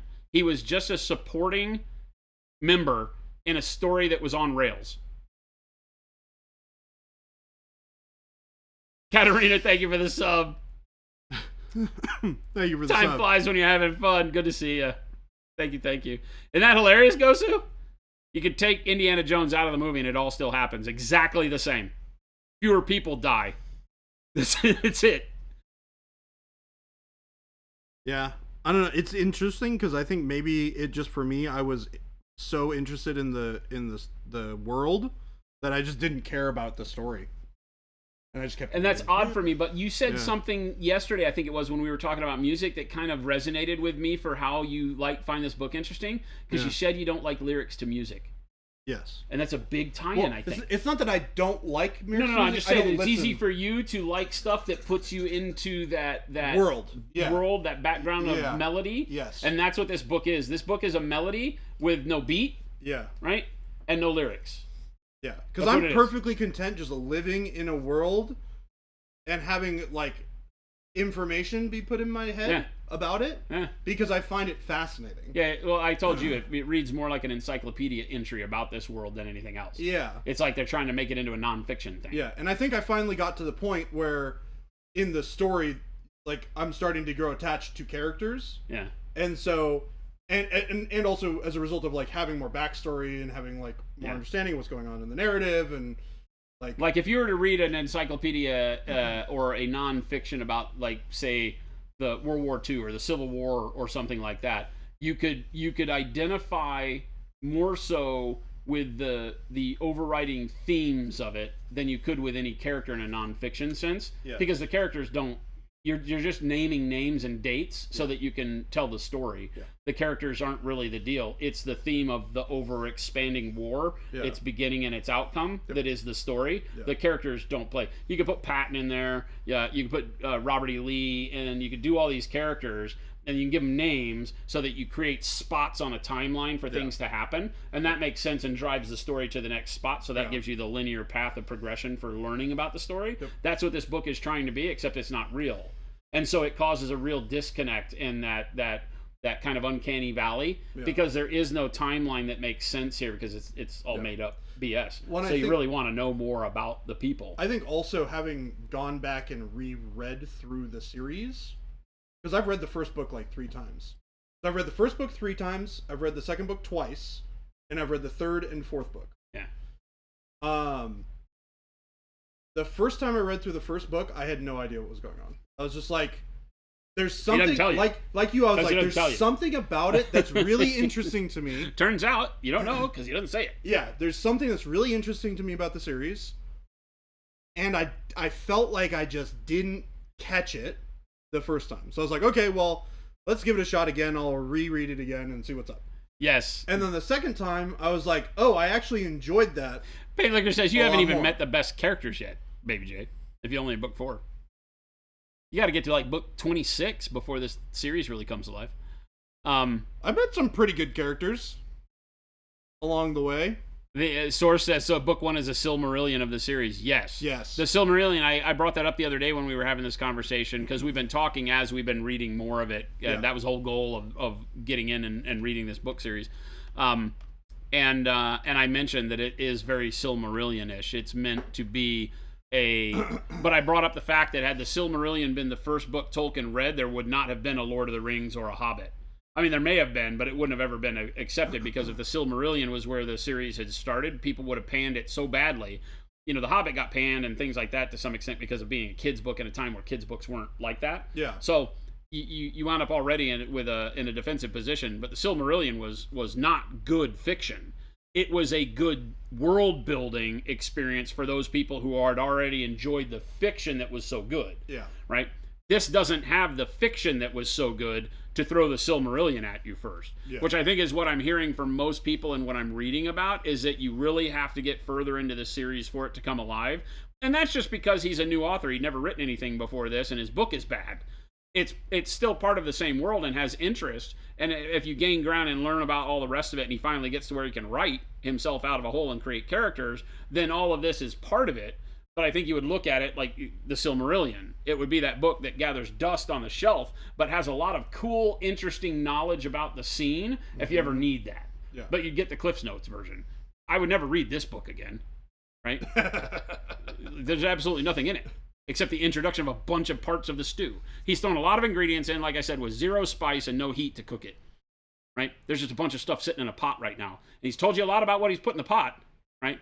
But you're like, you can take the carrots and the celery out of that and it tastes exactly the same, you know? I would be very curious to see what you thought about... So, because remember, when I was talking about reading through it for the second time, I every time I finished a chapter, there's a guy on YouTube who did episodes think he told about me. every chapter or every like couple of chapters in the book, where he would go through and he would kind of like Expand on it. not necessarily expand on it, because he does like a spoiler version and a non-spoiler version of those chapters, where he kind of just like breaks down a little bit more of what they're talking about in the chapter, like, But he's doing it with foreknowledge of what happens next. but not in a way that spoils you on details of the story. No, but you told me who he was, and I went and I watched one when I started the book, and he knows exactly what happens because he's read the entire series. Correct, yes. So he can explain it like us talking about the Silmarillion. Yes. You know? He can give you a little bit of context for things. Right. That doesn't exist in the book. Spoil that doesn't exist in the book. Yeah, it doesn't exist in the book. The Golden Compass show on HBO forgot to name. Main character had nothing to do with anything at the end. Oh my god. There are definitely some things that they talk about in the book that you may not think are Hot take. important things Silmarillion either. is better than the Lord of the Rings. Get out. Get out. Silmarillion is nothing but a timeline of events. Get out. Silmarillion is amazing. It's amazing to flesh out the world. It is not a good book. And I am a huge Tolkien fan.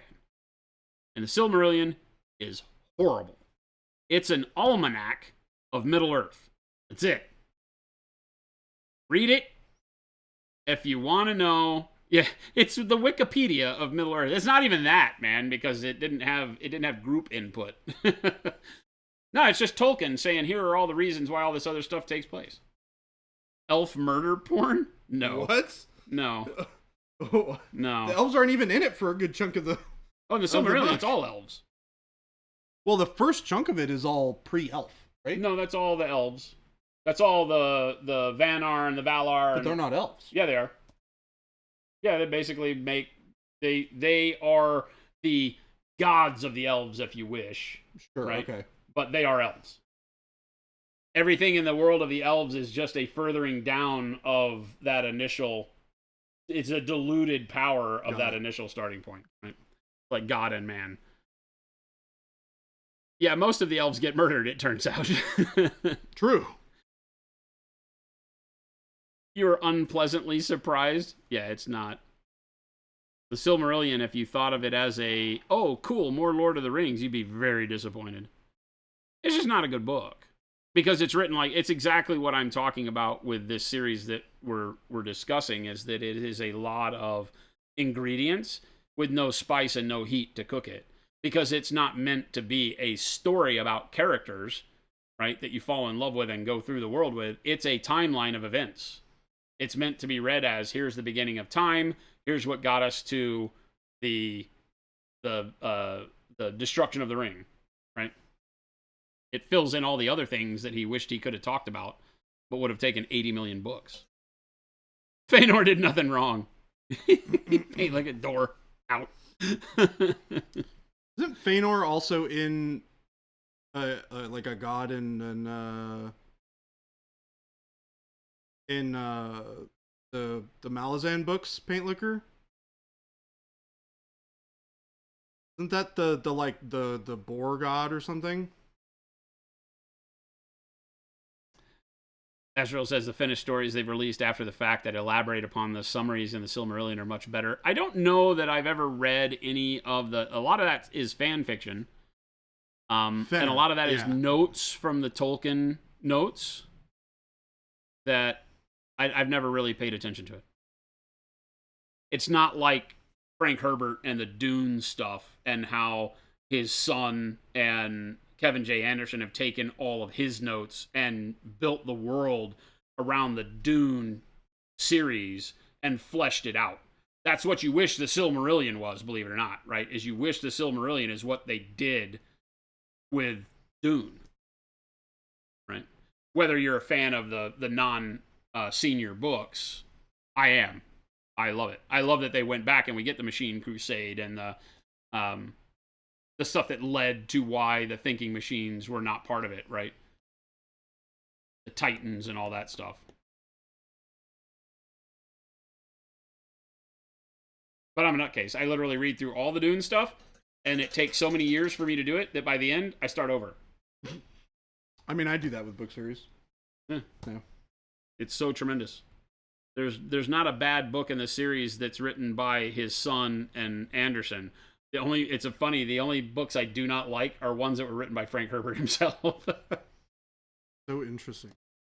I have heard so much Dune Messiah is one of the tough ones. If I were to ask some of my friends who are big Herbert nerds and big fans of Dune, they would tell me the exact opposite. What? Which is that you should not read anything written by his son. You read the stuff that was written. They're just haters, and they need to find. They need hugs. I haven't actually read it, so I can't. They're haters that need hugs. Yeah. Because I'm like that too with some things, but you got to remember that you got to give them a chance, and there's a different voice to it, but it's not the same characters, and the voice works. Yeah.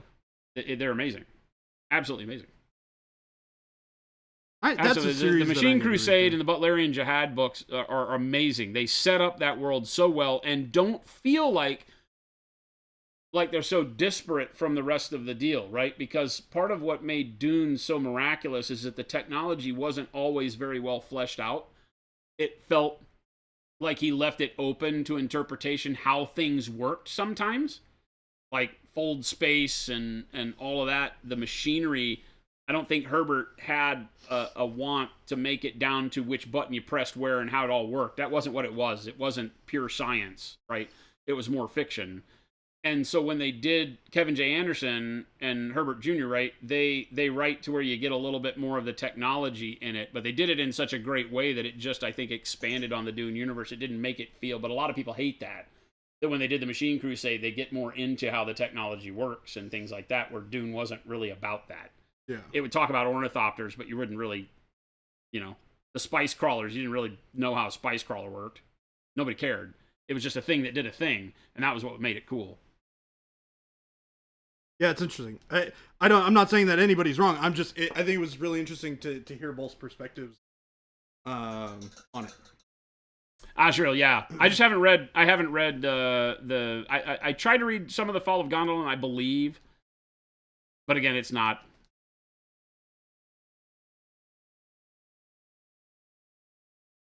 stuff. I'm fine in the world of Middle-earth having it be The Hobbit and The Lord of the Rings. I don't need a whole lot else there. Tim says you got to remember Fuse also loves Warhammer lore. Only parts of it. Only parts of it.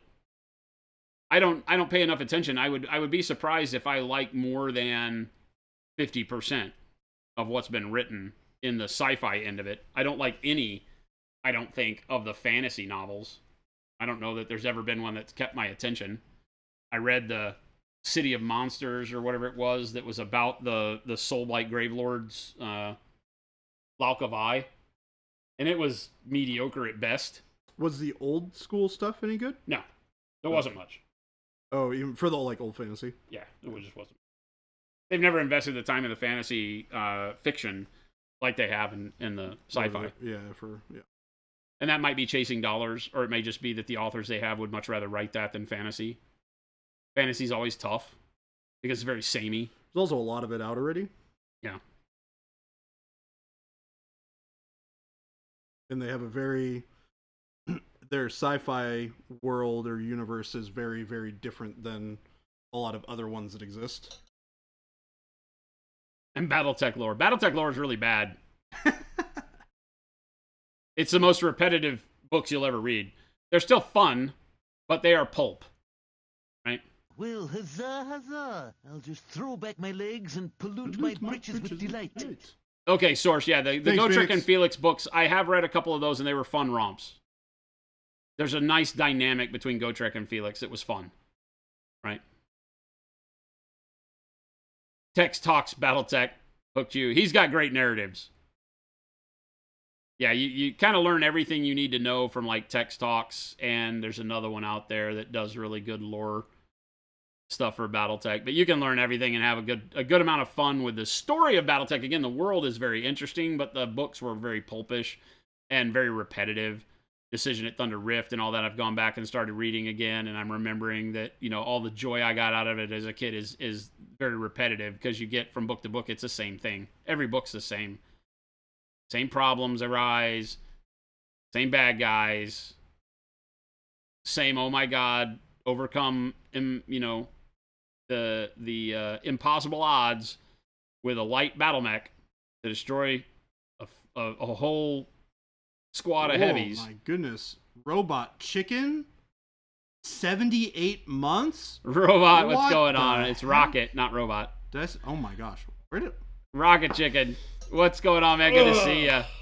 One of the old hats. How did I get Robot from? What the heck? How did I get there? Okay. Hi, Rocket. I almost said it again. Hi, SLV, Rocket what's going Chicken. on? I don't know how to pronounce your name. Sliver. I'll call you Sliver99. Sliver. Bello. Hello. What's happening? It's Conan with mechs. Oh, that's a great way to put it. It is kind of like Robert E. Howard books, right? But in sci-fi. There's a lot of that. I mean, pulp fiction books are really, really good, but the stories are very repetitive. It's all about the character interactions, and the character interactions in the Battletech stuff that Stackpole does and stuff are usually very good. It's just the story is the same. You know, trapped on planet, can't get off world, fulfill contract by overcoming the odds, helping out people that don't want to be helped, you know. Make your locust do things locust can't do. So it's repetitive. But, you know, some of the clan stuff is better. But it's the same. It's the same.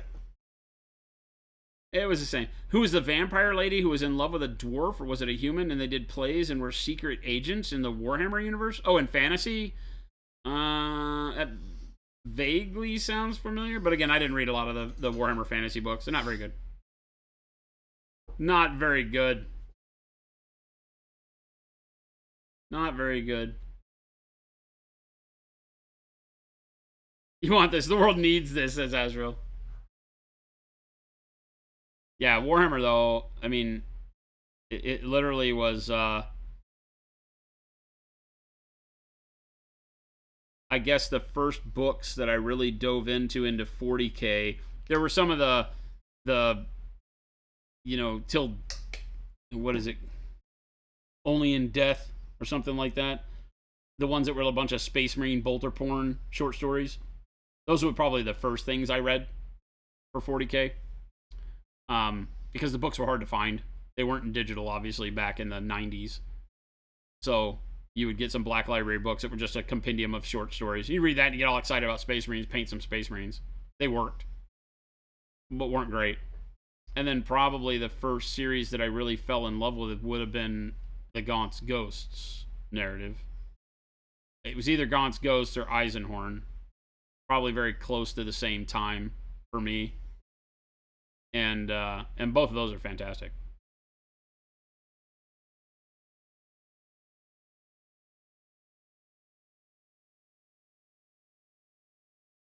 Rancid, awesome. Well, you're local, so you he's like, I just got my brushes. Well, you're local. You could have just come pick them up from the office. You're local. Tim, you're just a hater. Just stop. Just stop. I'm slogging through God's You're Good. never going to like it, so don't keep causing yourself this pain and being a downer. Did I get my Leviathan box yet, Phoenix? No.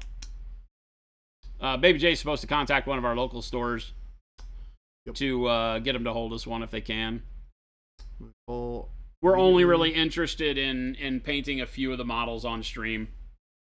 I'm going to do a Dreadnought for my my Blood Angels, because being able to take the Redemptor now and put the old box Dread arms on it, I'm going to convert it to shorten the legs, because that's the only part that's really wrong with it feeling like the true scale box Dread, is it needs stubbier legs. So I'm going to do some carving out on the legs on probably one of the ones I have here, because we've got the 3D printed stuff here, right? Bits. The missile arm and the las cannon arm, so we can make a good old classic Dread out of one of the Redemptor chassis we have here. We have like 4, so we'll pop it on there, and then that'll be my Blood Angel one. So I'll paint that up on stream.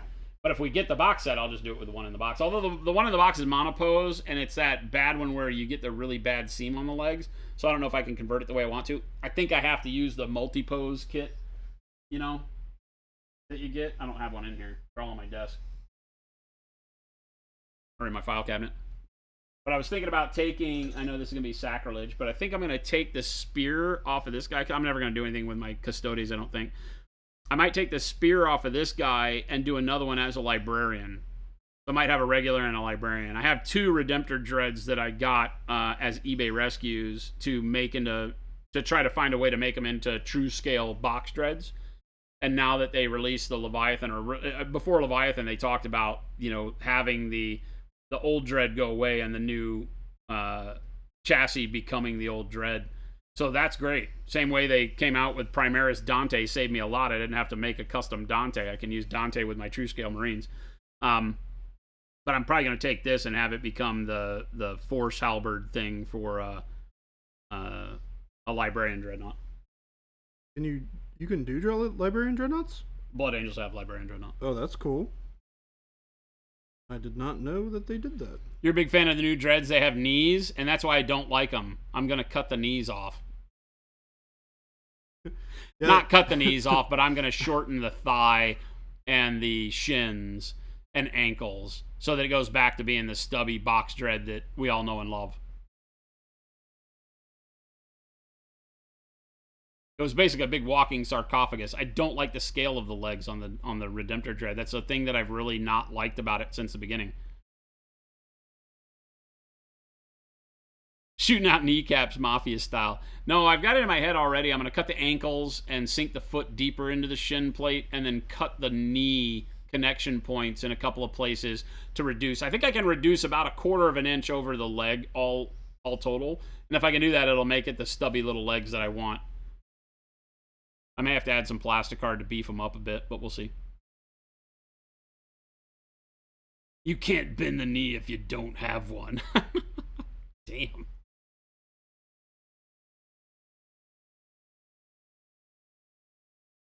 Why am I having to bend the knee again? Oh, I don't remember having to do that. Wouldn't that reduce the movement range on table? What are you talking about? There's no reality in this fantasy. Dreads don't need legs. I'll make it a hover Dread if I want. Does it get to move faster then? What if I give it tracks? Now, the box dread is like what dread should be. The Contemptor dread, I really like the format of the Contemptor dread, and next to the box dread has some sense to it. I like that style. But when they came out with the Redemptor, I was just like, come on, dude. But the torso of the Redemptor dread is the style of the box dread that I really love. It was that the fact that they did the arms like more articulated and the legs more articulated that I didn't like.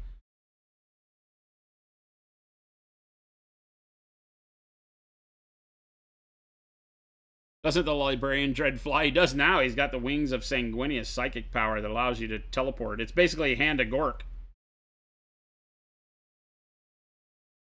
They've got the Jump, or from Fantasy, Hand of Gork. You can just pick up a unit, I think within 9 or 12 inches of him, and put it anywhere on the table outside of 9 of an enemy. It was very powerful. Yeah, including himself. But I don't know. I'd have to go back and read. I don't think it's a unit. I think it's just a friendly Astartes unit. I think he can literally pick up another Dreadnought and dump it out there. So hopefully you can't make units of Dreadnoughts. Because if he can pick up 3 Dreadnoughts and put them outside of 9 inches, and somehow they get plus... Those Dreads and Blood Angels get +1 to charge. Ugh. So... Keep that thing away from me. Yeah. So if he puts a Death Company Dreadnought and lifts it up and puts it in charge range of you... No, I'm good. We can pass on that one. And you can reroll charges. You can reroll failed charges at +1. No, we're good. And it gets into you with, like, I don't know, 16 attacks. Nope. I don't need to be there for that. It used to have the fly keyword. How funny. Yeah, I just love that from reading the cards that came out whenever they did, yesterday or the day before, that Blood Angels can be full-on jump pack assault again. We were talking about it a little bit yesterday, because my entire army is freaking assault packs, right? Everybody. Death Company with the old style Mark II fan packs, the Mark III, Mark IV jump packs or whatever they are here for Vanguard vets. Same for assault dudes. We put the Horus Heresy jump pack on Dante here. Looks so good with it. So yeah, that's all of my guys have got that flair to them. They're all in Heresy armor. They're on Mark II, Mark III, Mark IV and 5 armor. You can see the big chunky boy, and they're all true scale too. So they're all Primaris or bigger, but have old armor. Here's the Primaris Marines. They just feel like the way Space Marines are supposed to feel. Look at that shin. You got this guy over here is all skinny jeans, the way they do Space Marines, and this guy over here is like the way they are in the artwork. Mm-hmm. Like, I don't know how he walks because his legs are so thick, but, you know, let's forget about all that. I just love the Space Marine artwork that's been done over the years that's got them so freaking chunky. Because then you stick them next to an Imperial Guardsman, and it's like, oh, yeah. Oh, my gosh. That's a Marine. I don't want to be anywhere near that guy. He feels like he's carrying a ton of armor and not breaking a sweat. Yeah. You know? So I think it's just better. So that's what I've done to the whole thing. So everything in this is, other than Dante, right? And we'll probably have a couple of other... well, no, I think everybody else is in the Heresy armor. And Dante turning Primaris makes him fantastic because now he's at that scale. Because I was all worried, right? Because Dante was going to be teeny. But now he's at, like, character Primaris scale. So he fits in with the rest of the army pretty well. He does have skinny jeans. He's not as bulky, but I can forgive that. He's got wings. So now I just got to figure out how to do a Sanguinor model and not make it exactly the same as Dante. Schmidt, I was reading through the Imperial Knights rules today. Turns out you can give a big knight teleport powers. What? What? No way.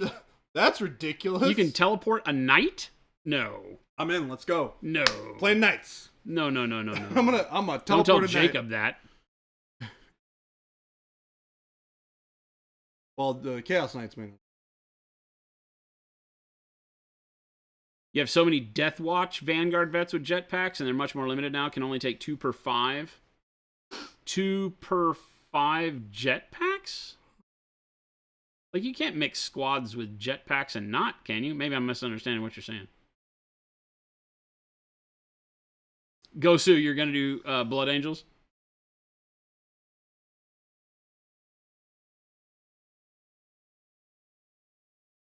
Oh, you can give a knight deep strike? Is that what you're saying? And battle teleport. How the hell does that happen? How in the world are they describing that? That you can pick up a knight and move it? I don't know. That's terrifying, though.